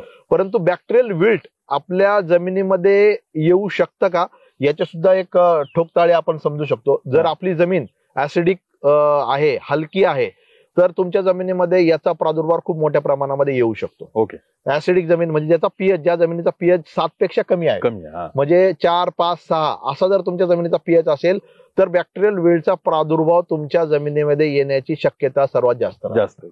दुसरं, ज्या जमिनीमध्ये पोटॅशची मात्रा कमी आहे त्या जमिनीमध्ये सुद्धा बॅक्टेरियल विल्ड जो आहे हा मोठ्या प्रमाणामध्ये येऊ शकतो. त्यावेळेला त्यामुळे शेतकरी बंधूंनो मी सुरुवातीपासून तुम्हाला सांगतो, टोमॅटो हे पीक जसं आपण न्यूट्रिएंट मध्ये बघितलं की पोटॅशसाठी खूप, म्हणजे पोटॅश हे जे आहे आपल्या टोमॅटोसाठी खूप महत्वाचं अन्नद्रव्य आहे. तसंच ते तुम्हाला जे काही बॅक्टेरियल विल्ड जी येणार आहे, जर पोटॅशची मात्रा तुमच्या जमिनीमध्ये जर कमी असेल तर बॅक्टेरियल विल्ड सुद्धा तुमच्या जमिनीमध्ये जास्त प्रमाणामध्ये येणार आहे. तेव्हा सुरुवातीपासून बेसल डोस पासूनच तुम्हाला पोटॅशची मात्रा तुमच्या जमिनीमध्ये चांगली ठेवणं गरजेचं आहे. अगदी बरोबर आहे. शेतकरी बांधवांनो, जे आपण वारंवार सांगत असतो की कीड रोग येण्याचा संबंध अन्नद्रव्याशी असतो, आपल्या मानवी जीवन असो किंवा आपलं पीकशास्त्र असो, तर त्यासाठी जे अतुल सरांचा अनुभव आणि अतुल सरांचा अभ्यास आहे अन्नद्रव्यावर खूप चांगला आहे. त्याच्या माध्यमातून जे आपल्याला अतुल सरांनी सांगितलं तर निश्चितच आपण कमेंट करून सांगा की आपण आपल्या जमिनीचा पीएच आपल्याला माहिती आहे का, आपल्या जमिनीचा पीएच काय ते कमेंटच्या माध्यमातून सांगा. आणि जे शेतकरी बांधवांनी आपला टोमॅटोचा भाग 1 पाहिला नसेल तर कृपया तो जाऊन आपला व्हिडिओ पहा, जेणेकरून आपल्याला टोमॅटोच्या पिकाविषयी अगदी लागवडीपासून जी सविस्तर माहिती अतुल सरांनी दिलेली तर त्याचा आपल्याला नक्कीच लाभ होईल. आणि आपण टोमॅटोचा भाग 3राही बनवणार आहोत, परंतु पहिला भाग नसेल पाहिला तर तो जरूर जाऊन पहा. अतुल सर, आता जे आपण आळवणीच्या माध्यमातून किंवा जे काही रोपांचं संरक्षण आहे ते आपण करू शकतो, पण शेतकऱ्यांना फार मोठी एक समस्या येते की आकसा किंवा पानं गोळा होणं किंवा पानांच्या पूर्ण काय म्हणतो ना वाट्या होणं किंवा पाईप सारखं ते पान गुंडळलं जातं. तर ती नक्की समस्या कीड रोगाची आहे की काही विकृती आहे की काही कमतरताच आहे, तर त्याविषयी आपलं काय अनुभव आहे आणि कशा पद्धतीने आपण याला दुरुस्त करू शकतो? आकसा हा म्हणजे सर्व शेतकऱ्यांना भेडसावणारा प्रश्न आहे. आणि ते पण ज्या वेळेला आपली उन्हाळ्याची लागवड असते त्या उन्हाळ्याच्या लागवडमध्ये हा आकशाचा प्रादुर्भाव आपल्या प्लॉट मध्ये म्हणजे सर्वदूर आपल्या एरियामध्ये सर्वदूर तुम्हाला शेतकऱ्यांना पाहायला मिळत असेल. तर हा आकसा येतो कशामुळे, हा पण खूप म्हणजे महत्वाचा मुद्दा आहे. आणि आपण टोमॅटोच्या व्हिडिओच्या सुरुवातीच्या पार्टमध्ये काही गोष्टी आपण क्लिअर सांगितलेल्या आहे की व्हरायटी सिलेक्शन मध्ये आपण डे न्यूट्रल प्लांट किंवा ज्याचं तापमान किंवा टेम्परेचरच्या याच्यानुसार जे आपण व्हरायटी सिलेक्शनचा पार्ट एक कव्हर केला होता.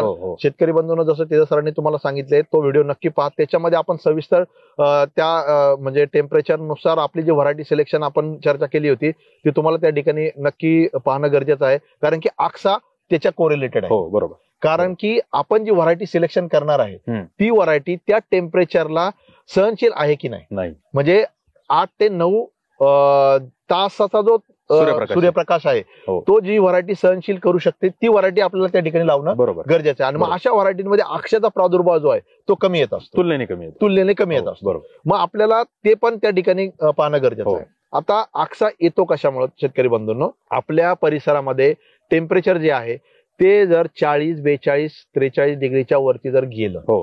तर अशा एरियामध्ये आक्साचा प्रादुर्भाव फार मोठ्या प्रमाणामध्ये वाढतो. याचं कारण असं आहे, आक्सा म्हणजे टेम्परेचर जर वाढलं तर टेम्परेचर काय करतं, आपली जी पानं आहेत हो. त्या पानांमधलं जो काही पाणी आहे ते हवेमध्ये उडून घ्यायचं अगदी बरोबर काम करत असतं. म्हणजे टेम्परेचर जर जास्त झालं तर हो. पानांमधलं पाणी जे आहे ते हवेमध्ये निघून जाणार आहे.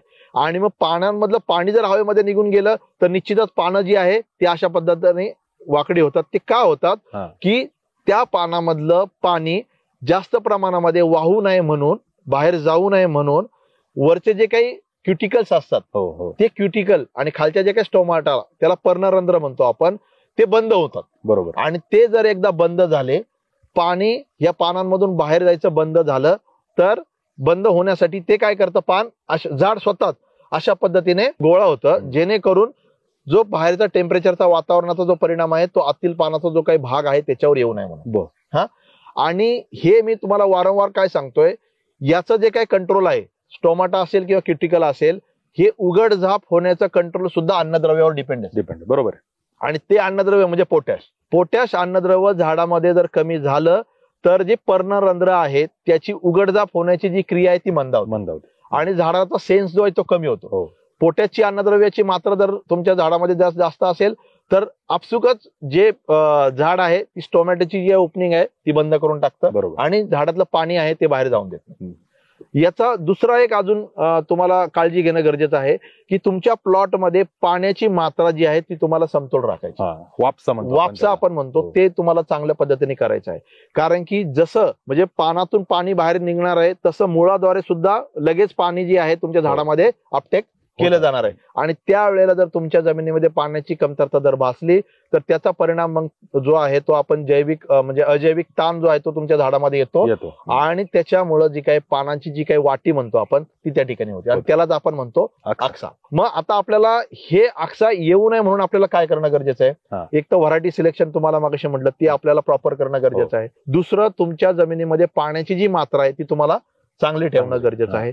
तिसरं म्हणजे तुमच्या जमिनीमध्ये किंवा झाडामध्ये पोटॅशची मात्रा कमी होणार नाही याची तुम्हाला त्या ठिकाणी दक्षता घेणं गरजेचं आहे, काळजी करणं गरजेचं आहे. आणि चौथी गोष्ट म्हणजे अशा पिरियडमध्ये आपल्याला प्रिव्हेंटिव्ह त्या ठिकाणी सिलिकॉनचा वापर, सिलिकॉन सारखे जे काही प्रोडक्ट मार्केटमध्ये मिळतात त्याचा स्प्रे जो आहे तो तुम्हाला सुरुवातीच्या कालावधीमध्ये करायचा आहे. जर तुम्ही उन्हाळ्यामध्ये लागवड करत असाल तर 8 ते 10 दिवसाचा जे काय 10 ते 15 दिवसाची तुमची लागवड झाल्यानंतर एक सिलिकॉनचा स्प्रे तुम्हाला त्या ठिकाणी घ्यायचा आहे. त्याच्याबरोबर तुम्हाला अमिनो ऍसिड बेस एखादा प्रोडक्ट जे आहे जसं काही फास्टर मार्केटमध्ये मिळतंय अशा प्रोडक्टचा वापर तुम्हाला त्या ठिकाणी त्याच्याबरोबर करायचा, जेणेकरून तुमच्या पानामध्ये म्हणजे एक तजेलदारपणा राहील.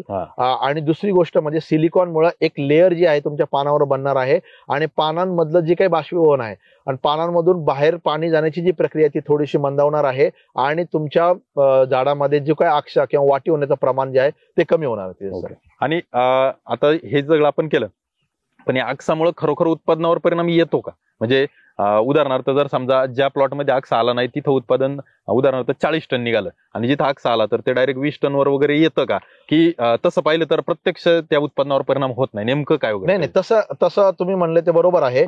याचा परिणाम उत्पादन होतो. कसं होतो याचं कारण असं तुम्हाला सांगतो.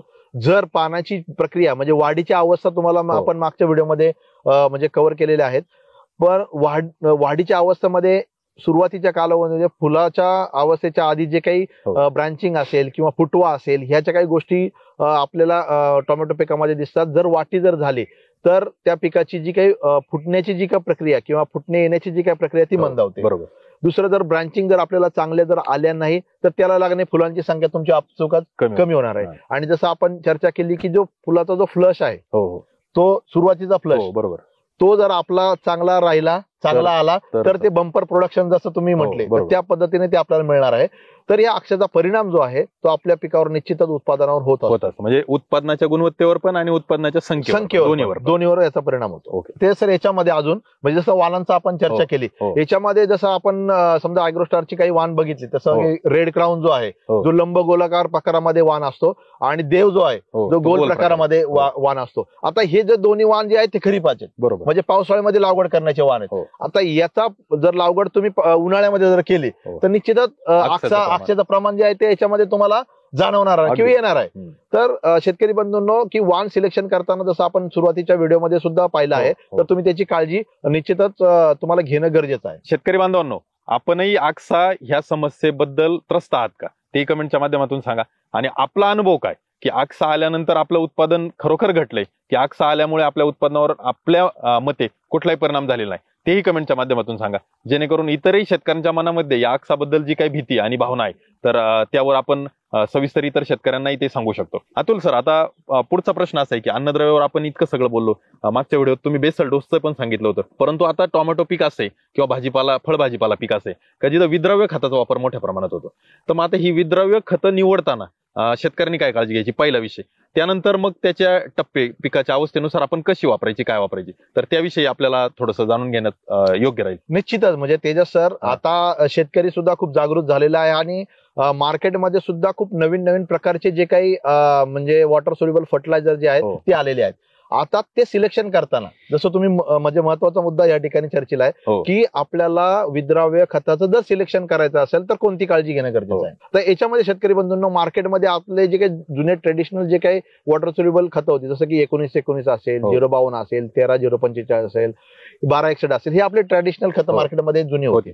आता कस्टमाइज फर्टिलायझर मार्केटमध्ये जे आलेले आहे त्याच्यामध्ये जसं की 10-20-20 असेल किंवा त्याच्याबरोबर मग आता जोड दिलेली त्यांनी सेकंडरी असेल म्हणजे मॅग्नेशियम त्याच्यामध्ये असतं, ट्रेस एलिमेंट असतात, म्हणजे असं म्हणजे मुख्य अन्नद्रव्य असेल, दुय्यम असेल किंवा मायक्रोन्युट्रिएंट असं एक संयुक्त फर्टिलायझर मार्केटमध्ये भरपूर आता आलेले आहेत आणि त्याचा वापर केल्यानंतर निश्चितच शेतकरी बंधूंनो तुम्हाला त्याचा फायदा होणार आहे. परंतु अशी फर्टिलायझर सिलेक्शन करताना काही काळजी पण घेणं गरजेचं आहे. आता शेतकरी बंधूंनो आपली जी काही जमीन आहे याच्या पीएच जो आहे तो आपल्याला म्हणजे काही जमिनींचा पीएच अल्कलाईन असतो, काही जमिनींचा पीएच ऍसिडिक असतो.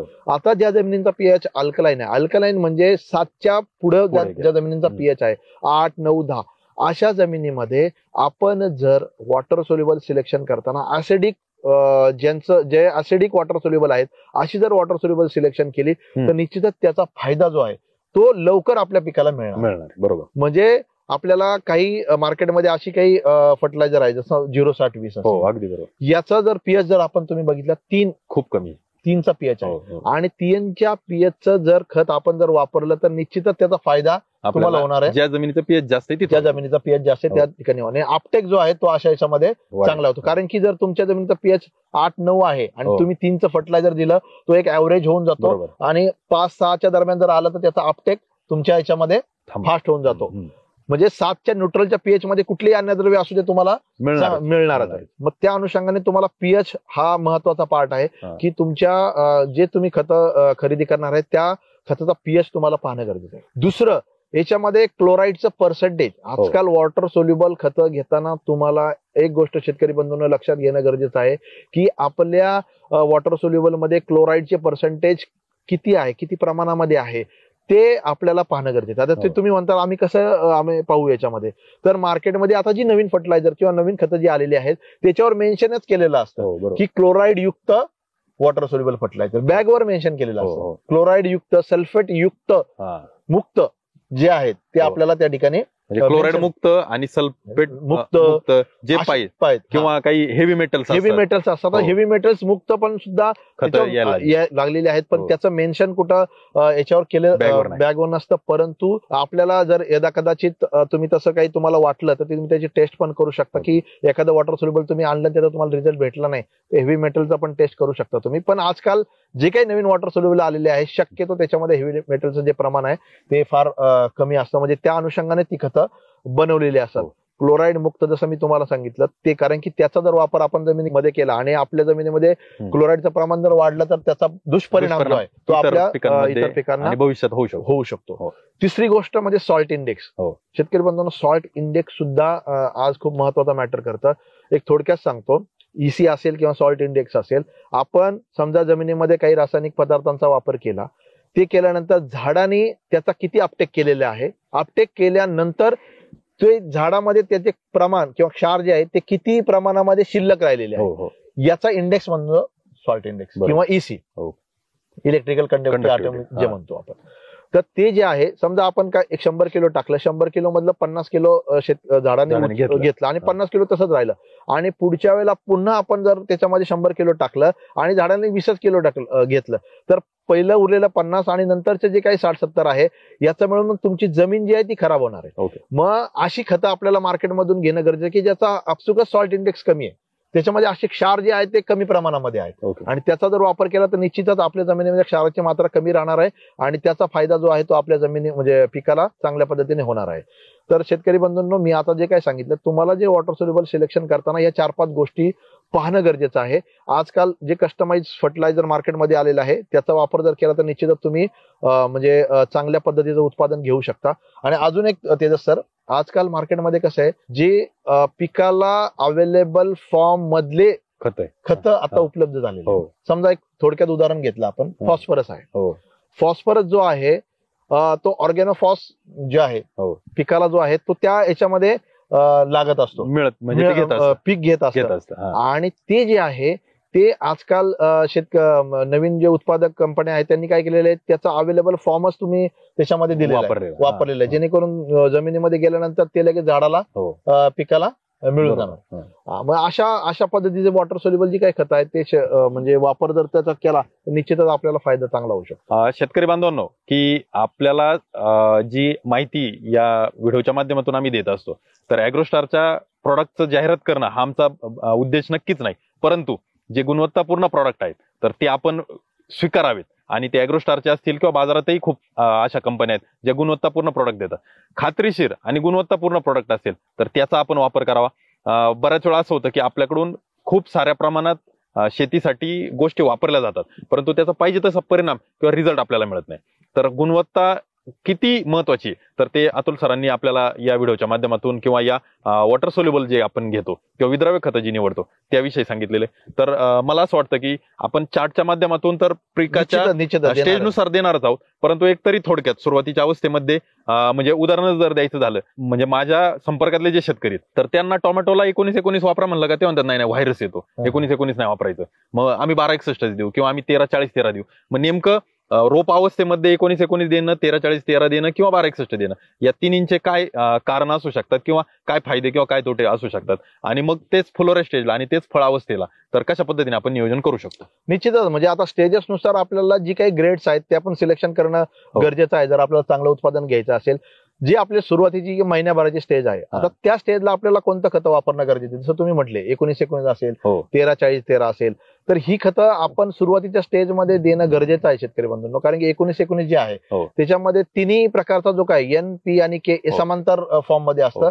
आणि जसं आपण खूप म्हणजे याच्या आधी पण चर्चा केलेली आहे की सुरुवातीच्या स्टेजमध्ये तुम्हाला नत्र असेल, स्फुरद असेल किंवा पोटॅश असेल, या तिन्ही अन्नद्रव्याची गरज जी आहे ती समांतर असते आणि ती त्या ठिकाणी देणं गरजेचं आहे. दुसरं, जसं की मार्केटमध्ये जसं आता तुम्हाला मी सांगितलं की नवीन प्रकारचे खतं मार्केटमध्ये उपलब्ध आहेत, जसं की आता 10-20-20 प्लस याच्यामध्ये मॅग्नेशियम आहे आणि ट्रेस एलिमेंट आहेत, म्हणजे सूक्ष्म अन्नद्रव्याचा पण त्याच्यामध्ये काही भाग आहे. हे असं जे काही अन्नद्रव्य युक्त जे काही खत आहे त्याचा जर वापर तुम्ही सुरुवातीच्या स्टेजमध्ये जर केला तर निश्चितच तुम्हाला त्याचा फायदा जो आहे चांगला होणार आहे. कारण की त्याच्यामध्ये नत्र, स्फुरद, पालाश या तिन्ही गोष्टी मिळणार आहे. प्लस मॅग्नेशियम सल्फेट हे सुरुवातीच्या कालावधीमध्ये त्यांना पिकाला मिळणार आहे. मॅग्नेशियम जे आहे पिकाचं अन्न तयार करण्यामध्ये मदत विशेष म्हणजे ऑक्साईड फॉर्म आणि ऑक्साईड फॉर्म मध्ये आहे. ते ऑक्साईड फॉर्म मध्ये असल्यामुळं त्याचा म्हणजे वापर असेल किंवा उपलब्धता असेल ती चांगली होते आणि निश्चितच त्याचा जे काही बेनिफिट आहे तो आपल्याला मिळणार आहे सुरुवातीच्या कालावधीमध्ये. जसं आपण भरपूर वेळा किंवा मागे चर्चा केली होती, कॅल्शियम नायट्रेट आपल्याला खूप महत्वाचं आहे. तर कॅल्शियम नायट्रेट आणि बोरान लागवड केल्यापासून तुम्हाला दर महिन्या म्हणजे 1 ते 30 दिवस जे आहेत लागवड केल्यापासून त्यावेळेला 2 वेळा त्या ठिकाणी तुम्हाला देणं वापरायचं. गरजेचं आहे. लागवड केल्यापासून 15 ते 20 दिवसाला तुम्हाला 20 पहिला डोस दिवसांनी दिला. पहिला डोस तुम्हाला त्या ठिकाणी देणं गरजेचं आहे. आणि असं टप्प्याटप्प्याने तुम्हाला एक म्हणजे महिन्याभराच्या अंतराने कॅल्शियम नायट्रेट आणि बोरॉनची मात्रा ती कंटिन्युअस तुमच्या पिकामध्ये तुम्हाला ठेवणं गरजेचं आहे. हा झाला सुरुवातीचा टप्पा. ज्यावेळेला तुम्हाला ब्रँचिंग येण्याची फुटव्याची जी काही वेळ असते त्यावेळेला तुम्ही 1261 असेल ओके. किंवा जे नवीन ग्रेड आलेले आहेत 042-47 असेल ओके. अशी जी काही ग्रेड आहेत या ग्रेडचा वापर तुम्ही त्या ठिकाणी करू शकता जेणेकरून तुमची फुटवे त्या ठिकाणी चांगले होणार आहे. ओके. आणि पुढचा जो टप्पा आहे आता जसं तुम्हाला सांगितलं मॅग्नेशियम तुम्हाला कंटिन्युअस लागणार आहे. मॅग्नेशियम, कॅल्शियम आणि बोरॉन हे टप्प्याटप्प्याने तुम्हाला तुमच्या याच्यामध्ये देणं गरजेचं आहे. फ्लॉवरिंग ज्या वेळेला स्टार्ट होईल त्यावेळेला 0-60-20 ग्रेड असेल किंवा 0-35-30 ग्रेड असेल ओके. अशा ग्रेड तुम्हाला ज्या वेळेला फ्लोरा अवस्था असेल त्यावेळेला त्या ठिकाणी देणं गरजेचं आहे. म्हणजे तुमची सेटिंग पण होणार आहे आणि जी सेटिंग झालेली आहे तो माल फुगण्याच्या याच्यामध्ये सुद्धा त्याची मदत तुम्हाला होईल. पुढच्या कालावधीमध्ये होणार आहे. कारण की शेतकरी बंधूंनो मागचा जर तुम्ही माझा न्यूट्रिएंटचा जर व्हिडिओ पाहिला असेल मी तुम्हाला त्यावेळेला क्लिअर सांगितलेलं आहे तुम्ही आज जे खत वापरताय त्याचा वापर किंवा त्याचा उपयोग झाडाला काही कालांतराने होणार आहे. बरोबर. म्हणून तुम्हाला मी जरा फुलोऱ्या अवस्थेमध्ये काही ग्रेड सांगितले असतील तर त्याचा उपयोग तुम्हाला फुलोच्या अवस्थेमध्ये होणारच आहे परंतु त्याच्यानंतरच्या कालावधीमध्ये सुद्धा त्याचा वापर तुम्हाला होणार आहे. दुसरं जे खत आहे 60-49 असेल त्याच्यामध्ये सल्फर पण असते. बरोबर. मग हे ग्रेड सुद्धा तुम्हाला टप्प्याटप्प्याने नंतरच्या कालावधीमध्ये ज्या ठिकाणी तुम्हाला म्हणजे झाडाला माल लागलेला असतो आणि ज्यावेळेला माल लागल्यानंतर काय होतं झाड जे आहे ते अन्न जे आहे ते आपल्याला फळाच्या फुगवणीला पाठवतात. त्यामुळे शेंडा चालण्यासाठी तुम्हाला 60-49 असेल ज्या ठिकाणी तुम्हाला नत्र पण थोड्या प्रमाणामध्ये आहे, पोटॅश पण आहे आणि सल्फर पण आहे. 13-045 सारखी ग्रेड आहे ती सुद्धा त्या ठिकाणी तुम्हाला वापरायची. 13% नायट्रेट आहे. नायट्रेट जो आहे तुम्हाला टोमॅटो पिकामध्ये एक्सलंट रिझल्ट देत असतो. किंवा मार्केटमध्ये 24-24-0 जे महादनचं पण खत मिळतं मार्केटमध्ये त्याचा वापर सुद्धा तुम्ही ते खत पाण्यामध्ये विरघळून त्याचा सुद्धा वापर तुम्ही ड्रीपद्वारे करू शकता. म्हणजे अतिशय चांगला रिझल्ट तुम्हाला त्या ठिकाणी मिळणार आहे. शेतकरी बांधवांनो अतुल सरांनी आपल्याला सविस्तर असं मार्गदर्शन केलं परंतु मी परत एकदा आपल्याला सांगतो की आपल्याला याचा जो काही चार्ट आहे तर तो आपल्याला मिळून याच व्हिडिओच्या माध्यमातून मिळेल जेणेकरून आपल्याला कोणत्या स्टेजला कोणतं खत वापरायचे ते आपल्याला कळेल. दुसरं असं की गेल्या व्हिडिओमध्ये आपण सांगितल्याप्रमाणे ज्या शेतकऱ्यांनी 91-68-68-1775 याच्यावर व्हॉट्सअप करून आपल्या व्हरायटीचं नाव आणि लागवडीची तारीख व क्षेत्र हे नोंदणी केली होती त्यांना आपण शेड्यूल दिलेले. परतही पण आपल्याला जर पाहिजे असेल तर 91-68-68-1775 या नंबर आपण व्हॉट्सअप करा. परंतु कृपया इथं कोणताही प्रश्नाचं उत्तर मिळणार नाही. इथं आपण आपले प्रश्न नाही पाठवायचे. फक्त आपल्याला आपण टोमॅटोची लागवड केली असेल तर किती क्षेत्र लागवड केली, तारीख कोणती आणि वाण कोणता त्यानुसार आपल्याला शेड्यूल किंवा जे काही पिकाचं नियोजनाचं जे काही वेळापत्रक आहे ते देण्याचा आम्ही प्रयत्न करूया. अतुल सरांकडून अजून एक महत्वाचा मुद्दा समजून घ्यायचा आहे तो म्हणजे शेतकऱ्यांची धारणा असते की बऱ्याच वेळा मी एक तुम्हाला उदाहरण दिलं की 1261 वापरायचं 1340-13 की 1919 याच्यात खूप सारे मतप्रवाह. दुसरं असं की एखाद्या शेतकऱ्याला सांगितलं की नाही आपल्याला आता 13-045 तुम्ही सांगितलं रिझल्ट खूप छान आहे मग 25 किलोची बॅग 13-045 आणली आणि एकदम सोडून दिली तर असंही बऱ्याच वेळा घडतं. तर मग नक्की कशा पद्धतीने खतांची विभागणी केली पाहिजे आणि खास करून विद्राव्य खतांमध्ये खूप वर्षापासूनची ही टेक्नॉलॉजी परंतु टेक्नॉलॉजीच्या काय म्हणतो प्रोडक्ट शेतकऱ्यांनी आत्मसात केलाय पण ही टेक्नॉलॉजी खरोखर 100% शेतकऱ्यांपर्यंत गेली नाही. याच्यात जागरूकता येणं अजूनही गरजेचं आहे मला असं वाटतं खर्चाच्या अनुषंगाने खर्चावर नियंत्रण राहावं या अनुषंगाने. तर त्याविषयी आपलं काय मत आहे आणि कशा पद्धतीने शेतकऱ्यांनी खतं वापरत असताना त्याचा डोस किंवा त्याचा विचार करावा. निश्चितच ते सर म्हणजे हा अगदी म्हणजे महत्वाचा मुद्दा तुम्ही या ठिकाणी चर्चेला. कारण की काय होतं शेतकरी बंधूंना आपण जे वॉटर सोल्युबल आपल्या पिकामध्ये वापरतोय ते खूप महागडी खत आहे. हो बरोबर. आणि ही महागडी खतं जर आपल्याला वापरायची असेल त्याचं नियोजन सुद्धा त्या पद्धतीने करणं गरजेचं आहे. कारण की आपण महागडी खतं आणायची आणि ती जसं तुम्ही म्हटले एकदम सोडून द्यायची. एक बॅग दिली तर त्याचा तुम्हाला सांगतो फायदा तर पिकाला होणार नाही परंतु दुष्परिणाम खूप मोठ्या प्रमाणामध्ये होणार आहेत शेतकरी बंधूंना. त्याच्यामुळे अशी खतं देताना सुद्धा काळजी घेणं गरजेचं आहे. आता ते सर तुम्ही जसं म्हटलंय की आपल्याला जर खतं द्यायची असेल तर ते आपल्याला टप्प्याटप्प्याने देणं गरजेचं आहे. आणि एक माझं तुम्हाला सजेशन राहील शेतकरी बंधूंनो जर तुम्हाला जर खताचं चांगलं जर नियोजन करायचं असेल तर हे 2-3 जे महत्वाचे मुद्दे जे आता मी तुम्हाला जे सांगणार आहे ते तुम्ही निश्चितच काळजीपूर्वक ऐका आणि त्याचा जो काय अवलोकन आहे ते तुमच्या शेतामध्ये तुम्ही करून त्याचा अनुभव तुम्ही घेऊ शकता. शेतकरी बंधूंनो जे खत आपल्याला वापरायचं आहे तर ते वापरताना आपल्याला ते कधी वापरायचे हा पण खूप महत्वाचा मुद्दा आहे. जर तुम्हाला जर वॉटर सोल्युबल जर खतं जर सोडायची असेल तर तुम्ही सकाळच्या याच्यामध्ये 9-10 पर्यंत तुम्हाला ती खतं तुम्हाला जमिनीमध्ये सोडायची. याचं कारण तुम्हाला मी एक सांगतो. जसं जसं तुमचं 11, 12, 1, 2 होणार आहे, जसं वातावरण म्हणजे टेम्परेचर जसं वाढणार आहे, तसं टेम्परेचर जसं वाढेल तसं जे स्टोमाटा, जसं आपण मागची चर्चा केली, झाडामधलं पानांमधलं जे काही पाणी आहे ते हवेमध्ये निघून जात असतं आणि मग त्यावेळेला आपली मुळी ऍक्टिव्ह होते आणि मुळाद्वारे सुद्धा मग अपटेक जो आहे तो चालू होत असतो. आणि जर तुम्ही जर सुरुवातीला जर सकाळच्या सत्रामध्ये जर खतं दिले असतील आणि दुपारच्या सत्रामध्ये जर झाडामध्ये अपटेक जर चालू झालं तर निश्चितच त्या मुळाच्या कार्यक्षेत्रामध्ये जे खत आहे ते अपटेक होऊन झाडामध्ये लगेच जाणार आहे. म्हणजे तुम्हाला वेळ कळाली शेतकरी बंधूंनो. दुसरं, आता तुम्हाला किती किलो खत तुम्हाला त्या ठिकाणी द्यायचं आहे. शेतकरी बंधूंनो, ज्या वेळेला तुम्ही पाणी देताय त्यावेळेला जर टप्प्याटप्प्याने खताची सुद्धा मात्रा जर दिली तर निश्चितच तुम्हाला त्याचा फायदा होणार आहे. म्हणजे समजा तुम्ही आज 5 किलो खत दिलं आणि 4 दिवस नुसतं तुम्ही पाणी देताय, 4 वेळा 3 ते 4 वेळा पाणी दिलं आणि मग 5व्या वेळेला परत पुन्हा 5 किलो खत दिलं, असं करण्यापेक्षा तुम्ही आज जर पाणी देते तर तुम्ही आज त्याच्याबरोबर 1 ते 2 किलो खत द्या. पुढचं पाणी तुम्ही तसंच हलकं पाणी द्या. त्याच्या पुढच्या पाण्याला परत तुम्ही 1 ते 2 किलो खत द्या. म्हणजे जर तुम्ही प्रत्येक पाण्याला जरी खत दिलं 1-1 किलो, 1.5 किलो, 2-2 किलो, तरी शेतकरी बंधूंनो चालणार आहे. कारण की एकदम जर आपल्याला जेवण वाढलं तर आपण सर्व जेवण खातो का? नाही. आपल्याला पाहिजे तेवढं जेवण आपण खाणार आहे. बरोबर. शेतकरी बंधूंनो, पिकाचं पण तसंच आहे. त्याला जेवढं आपण वाढले ते सर्व ते खाणार नाही. त्याला जेवढं गरजेचं आहे तेवढंच उचलणार आहे. बरोबर. मग त्याच्यामुळे तुम्ही जर जेवढं ज्या वेळेला पाणी देतायत त्या पाण्याबरोबर जर खताची मात्रा दिली तर ती तुम्ही अवश्य द्या आणि ती 1 ते 2 किलो, त्याच्यावरती जास्त तुम्हाला त्या ठिकाणी मात्रा द्यायची नाही. आणि दिल्यानंतर आपल्याला वेळ म्हणजे कसं होतं, आपण काय करतो त्या वेळेला सुरुवातीला पाणी देत असतो आणि पाणी दिल्यानंतर शेवटच्या टप्प्यामध्ये आपण खत सोडत असतो. हे बरोबर आहे. परंतु त्याच्यामध्ये पण सुद्धा आपल्याला बेड आपण ओला करून घेतला. बेड ओला करून घेतल्यानंतर जे आपण शेवटी जे आपण खत सोडणार आहे, खत सोडल्यानंतर आपल्याला जे काही पाणी आहे ते जास्त काळ चालवायचं नाही. ते आपल्याला लगेच बंद करायचं. कारण की काय होतं, जमिनीच्या प्रकारानुसार जर हलकी जमीन जर असेल आणि त्या ठिकाणी तुम्ही थोडंसं जरी पाणी जास्त वेळ कालावधीमध्ये चालवलं ते खाली जाणार, मुळाच्या कक्षेच्या बाहेर जाणार. त्याच्यामुळे आपल्याला तुम्ही पाणी देताना सुद्धा काळजी घ्या. सुरुवातीला पाणी दिलं, त्याच्यानंतर तुम्ही खत दिलं, खत दिल्यानंतर लगेच एक 5 ते 10 मिनिटांमध्ये तुमच्या जी काही मोटार आहे तुम्हाला बंद करून त्या ठिकाणी ड्रप तुम्हाला बंद करायची. म्हणजे अशा पद्धतीने जर तुम्ही गेले तर निश्चितच जे काही तुम्ही महागडी खतं वापरणार आहे त्याचा वापर केल्यानंतर तुमच्या पिकाला त्याचा उपयोग चांगल्या प्रकारे होणार आहे. अगदी महत्वाचं शेतकरी बांधवांनो, आपण खतांचा वापर अगदी मोजून मापून तोलून करायचा आहे आणि त्याची वापराची वेळ आणि वापराचं जे प्रमाण आहे तर त्या विषयी अतुल सरांनी आपल्याला जे मार्गदर्शन केलंय ते मला वाटतं खर्चाच्या अनुषंगाने खूप महत्वाचं आहे.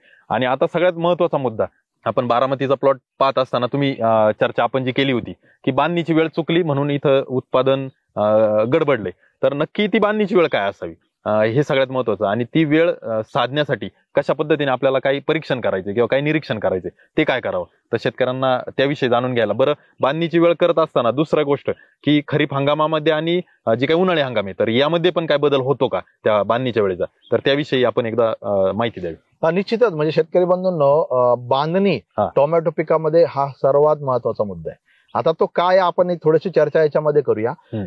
सर्वप्रथम दुसरं त्याच्यामध्ये मी 1-2 गोष्टी तुम्हाला सांगू शकतो की ज्या आपण मागच्या व्हिडिओमध्ये चर्चा केलेली आहे की आपण 1 रो पद्धत जर लागवड केलेली आहे की आणि 2 रो म्हणजे झिगझॅग पद्धतीने जर लागवड केलेली आहे, त्यावेळेला जी काही आपण बांबू किंवा तारकाठी जर करणार आहे त्याच्यामध्ये सुद्धा आपल्याला बदल करायचा.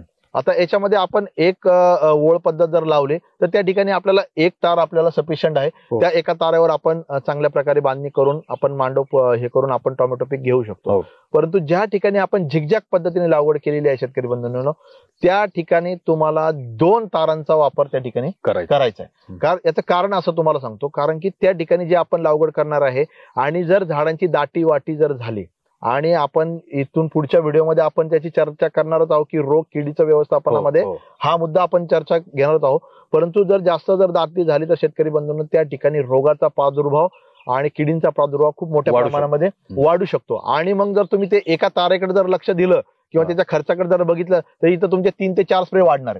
मग त्याच्यामुळं तुम्हाला ती तार जी आहे 1 तार वाढून म्हणजे डबल लाईन जर तुमची असेल, झिगझॅग जर तुम्ही केली तर 2 तारा ओढा आणि त्या ठिकाणी दोन्ही साईडचे जे काही आपल्याला झाड आहे ते व्यवस्थित त्या तारेला आपल्याला बांधता येईल. म्हणजे आपल्याला जी नंतरच्या कालावधीमध्ये जे काही झाड वाढतं आणि ते आपण एकत्र घेऊन एका तारेला जर बांधलं तर आतलं जे क्लायमेट आहे ते दमट आणि ह्युमिड क्लायमेट तयार होऊन त्या ठिकाणी रोगाचा प्रादुर्भाव जास्त मोठ्या प्रमाणामध्ये होतो आणि निश्चितच त्याचा प्रादुर्भाव जास्त झाला तुमच्या उत्पादनामध्ये घट होणार. त्याच्यामुळं एक तार एक्स्ट्रा वाढवायची तुम्हाला आणि त्या ठिकाणी त्या पद्धतीचा मांडव तुम्हाला तयार करायचा आहे. दुसरी गोष्ट आपल्याला बांधणीची वेळ. ही बांधणीची वेळ तुम्हाला म्हणजे का गरजेची आहे, सेटिंग असेल किंवा मालाची साईज असेल किंवा फळाची साईज असेल ही त्याच्यावर खूप डिपेंड अवलंबून. आता शेतकरी बंधूंनो आपण काय करतो, लागवडी नंतर ज्या वेळेला आपला बाग 25-30 दिवसाचा होतो तर त्यावेळेला आपल्याला पहिली बांधणी करणं गरजेचं आहे. आता ते का मी तुम्हाला सांगतो, ती केली नाही आणि ती केल्याचे फायदे आपल्याला या ठिकाणी बघायचे. आणि शेतकरी बंधूंनो तुम्ही म्हणजे चूक कुठं करता, आपण लागवड केल्यानंतर आपली ज्या वेळेला फुलं चांगल्या प्रकारे येतात ना त्यावेळेला बांधणीला जातो आपण. आणि त्यावेळेला जर बांधणी जर केली आणि जो पहिला जो फ्लश आहे आपला तो गळण्याची शक्यता त्या ठिकाणी जास्त असते. तर तुम्हाला जर बांधणी जर करायचीच असेल तर 2 गोष्टी तुम्ही त्या ठिकाणी पाळायच्या आणि त्याचा अनुभव पण तुम्ही शेतकरी बंधूंना घेऊ शकता. तुम्ही एक प्लॉट असा हे करा की ज्या ठिकाणी आपल्याला सुपारीच्या दाणे एवढे फळांची सेटिंग ज्या वेळेला होते ना तिथपर्यंत तुम्हाला बांधणी नाही करायची. सुपारी एवढी फळ होईपर्यंत बांधणी नाही करायची. त्यावेळेला सेटिंग जर तुमची चांगली झाली ना सुपारी वेळा आणि नंतर तुम्ही बांधणी जर केली तर तुम्हाला त्याचं उत्पादन तुम्हाला चांगलं मिळणार आहे. का तुम्हाला सांगतो, जर आपण बांधणी फ्लावरिंगच्या स्टेजमध्ये जर केली तर त्यावेळेला जी काही खालची जी काही फुलं आहेत ती गळण्याचे चान्सेस होतात आणि ती खालची जर फुलं गळाली आणि त्या ठिकाणी सेटिंग जर झाली नाही आणि बांधण्यानंतर माल जर वरती लागला तर त्याची साईजचा जो परिणाम आहे तो तुम्हाला त्या ठिकाणी कमी होतो.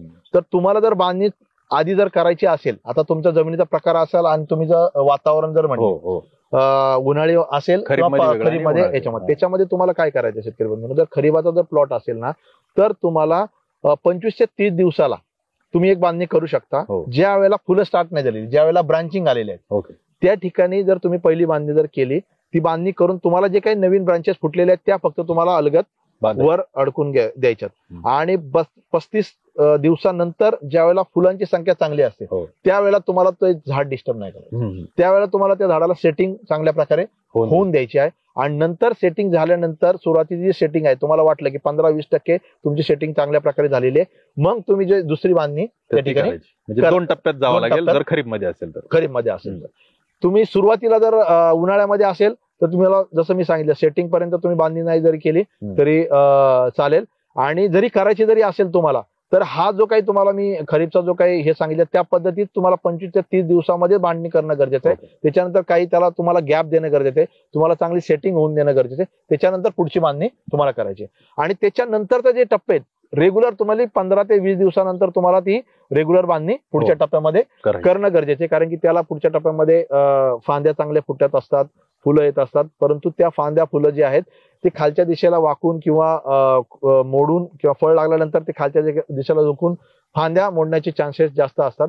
त्याच्यामुळे त्यावेळेला मग हलकीशी बांधणी जी आहे तुम्हाला प्रत्येक 10 ते 15 दिवसाच्या टप्प्याने तुम्हाला त्या ठिकाणी करणं गरजेचं आहे. परंतु जर तुम्ही हा जर अनुभव घेतला, सुपारी एवढ्याच्या दाण्या एवढी जर सेटिंग होतपर्यंत जर तुम्ही बांधणी जर नाही केली तर त्या फळांची जी साईज आहे ती तुम्हाला निश्चितच चांगली मिळणार आहे आणि त्याचा जो काही बंपर प्रोडक्शनला जो फायदा आहे तो तुम्हाला त्या ठिकाणी मिळणार आहे. आणि दुसराही महत्वाचा मुद्दा जो मला जाणवला की 2 तार पद्धत करणं कधी गरजेचं आहे आणि 1 तार करणं कधी गरजेचं आहे. तुम्हाला तो मुद्दा फॉलो करणं गरजेचं आहे. खरीप हंगाम असेल आणि डबल ओळे तर 2 तारीशिवाय पर्यायच नाही. आणि जर उन्हाळी हंगाम असेल तर मग आपण 1 तारेवर चालू शकतो, परंतु तिथेही पण जर 2 ओळे असतील तर 2 तार केले पाहिजे. शेतकरी बांधवांनो, अतिशय महत्वाचं जे बाब होती, आपल्याला उत्पादन वाढवण्यासाठी खूप साऱ्या गोष्टी आपण बाहेरून आणून टाकत असतो, म्हणजे जसं अन्नद्रव्य असतील किंवा काही खतं असतील किंवा काही अजूनही काही प्रोडक्ट असतील ते वापरत असतो, परंतु त्या गोष्टी आपल्या हातात नाही, त्या कंट्रोलच्या बाहेर आहेत. परंतु जी बांधणी जी अतुल सरांनी ज्याविषयी आता सांगितलं ते आपल्या हातामध्ये 100%. आणि यामध्ये कुठलाही खर्चात वाढ करण्याचा किंवा खर्चात बचत करण्यापेक्षा आपण योग्य वेळ जर साधली तर निश्चितच आपल्याला इथं बंपर प्रोडक्शन पासून कोणी अडू शकत नाही. आणि सुपारी एवढी फळं झाल्यानंतर जर बांधणी केली तर फुल गळती होत नाही, हे त्यामागचं साधं आणि सोपं लॉजिक आहे. जर आपण फुलं येण्याच्या हंगामात किंवा वेळेला बांधणी केली तर गळतीची संभावना वाढते. आणि मग मांडव ज्या वेळेस आपण करतो त्याही वेळेस आपल्याला हा विचार केला पाहिजे, फुल लागण्यापूर्वी आपला मांडव असला पाहिजे. फुल लागल्या वेळेस आपण काहीच करणे नाही, फक्त फवारण्या वेळच्या वेळी ज्या घेतो त्या आणि सुपारी एवढी फळं झाल्यानंतर बांधणी, म्हणजे हे आपल्याला त्याचंही नियोजन आपल्याला इथं कारण की फ्लॉवरिंग स्टेज मध्ये काय होतं सर, ज्या वेळेला तारा वगैरे ओढतो आपण, तारा ओढतो, बांधणी करतो, लेबर ज्या वेळेला बांधतात त्यावेळेला निश्चितच जो आपला पहिला फ्लश आहे 50, 60, 70 फुलांचा जो फ्लश आहे त्यातले जर 10% जरी फळं गळाली तर आपला लॉस त्या ठिकाणी होऊ शकतो. जे फक्त झाडाला नाही धक्का बसत तर कधी कधी मुळीला पण धक्का बसतो. लेबर कडून कशा पद्धतीने त्याला झटका बसेल ते सांगू नाही शकत आपण. तर मित्रांनो, या गोष्टीची काळजी घ्या. परत एकदा शेतकरी बांधवांनो, आपण हा पूर्ण व्हिडिओ पाहिला आणि भाग 1 असेल, भाग 2 असेल, या दोन्ही आपण पाहिला असेल. आपण आमच्यापर्यंत कौतुकाचा वर्षाव नक्कीच करत असता कमेंटच्या माध्यमातून, पण मी हात जोडून आपल्याला विनंती करतो की यामध्ये आपल्याला काही बदल पाहिजे असेल, काही सूचना असतील आपल्या, त्याही इथं तुम्ही नमूद करा. कमेंटच्या माध्यमातून जर काही सूचना तुम्ही आमच्यापर्यंत पाठवल्या तर निश्चितच ते आत्मसात करण्याचा आम्ही प्रयत्न करू. आणि आपलं जे काही शेतकऱ्यांना मार्गदर्शन करण्यासाठी जे काही व्हिडिओ आपण बनवतो, अतुल सर असतील किंवा मी असेल, तर त्यावर आपण निश्चितच बदल करू. मित्रांनो, कमेंटच्या माध्यमातून सांगा की हा व्हिडिओ आपल्याला कसा वाटला. निश्चितच व्हिडिओ आवडला असेल त्याला लाईक करायला विसरू नका. आणि हा व्हिडिओ इतर शेतकरी बांधव जे टोमॅटो उत्पादक आहे त्यांनाही शेअर करायला आपण विसरू नका. आपला व्हॉट्सअप ग्रुप असेल किंवा गावातले शेतकरी असतील किंवा इतरही शेतकरी बांधवांचा गट असेल तर तिथं हा व्हिडिओ आपण शेअर करायला अजिबात विसरू नका, जेणेकरून कमी खर्चामध्ये जास्त उत्पादन, ज्याला बंपर प्रोडक्शन म्हणतो, ते आपण इथं घेण्यासाठी काही बारकावे पाहिलेले आहेत. त्याचा फायदा त्या शेतकऱ्यांना होईल. आणि आपण भेटूया परत एकदा 3ऱ्या व्हिडिओमध्ये. तोपर्यंत धन्यवाद.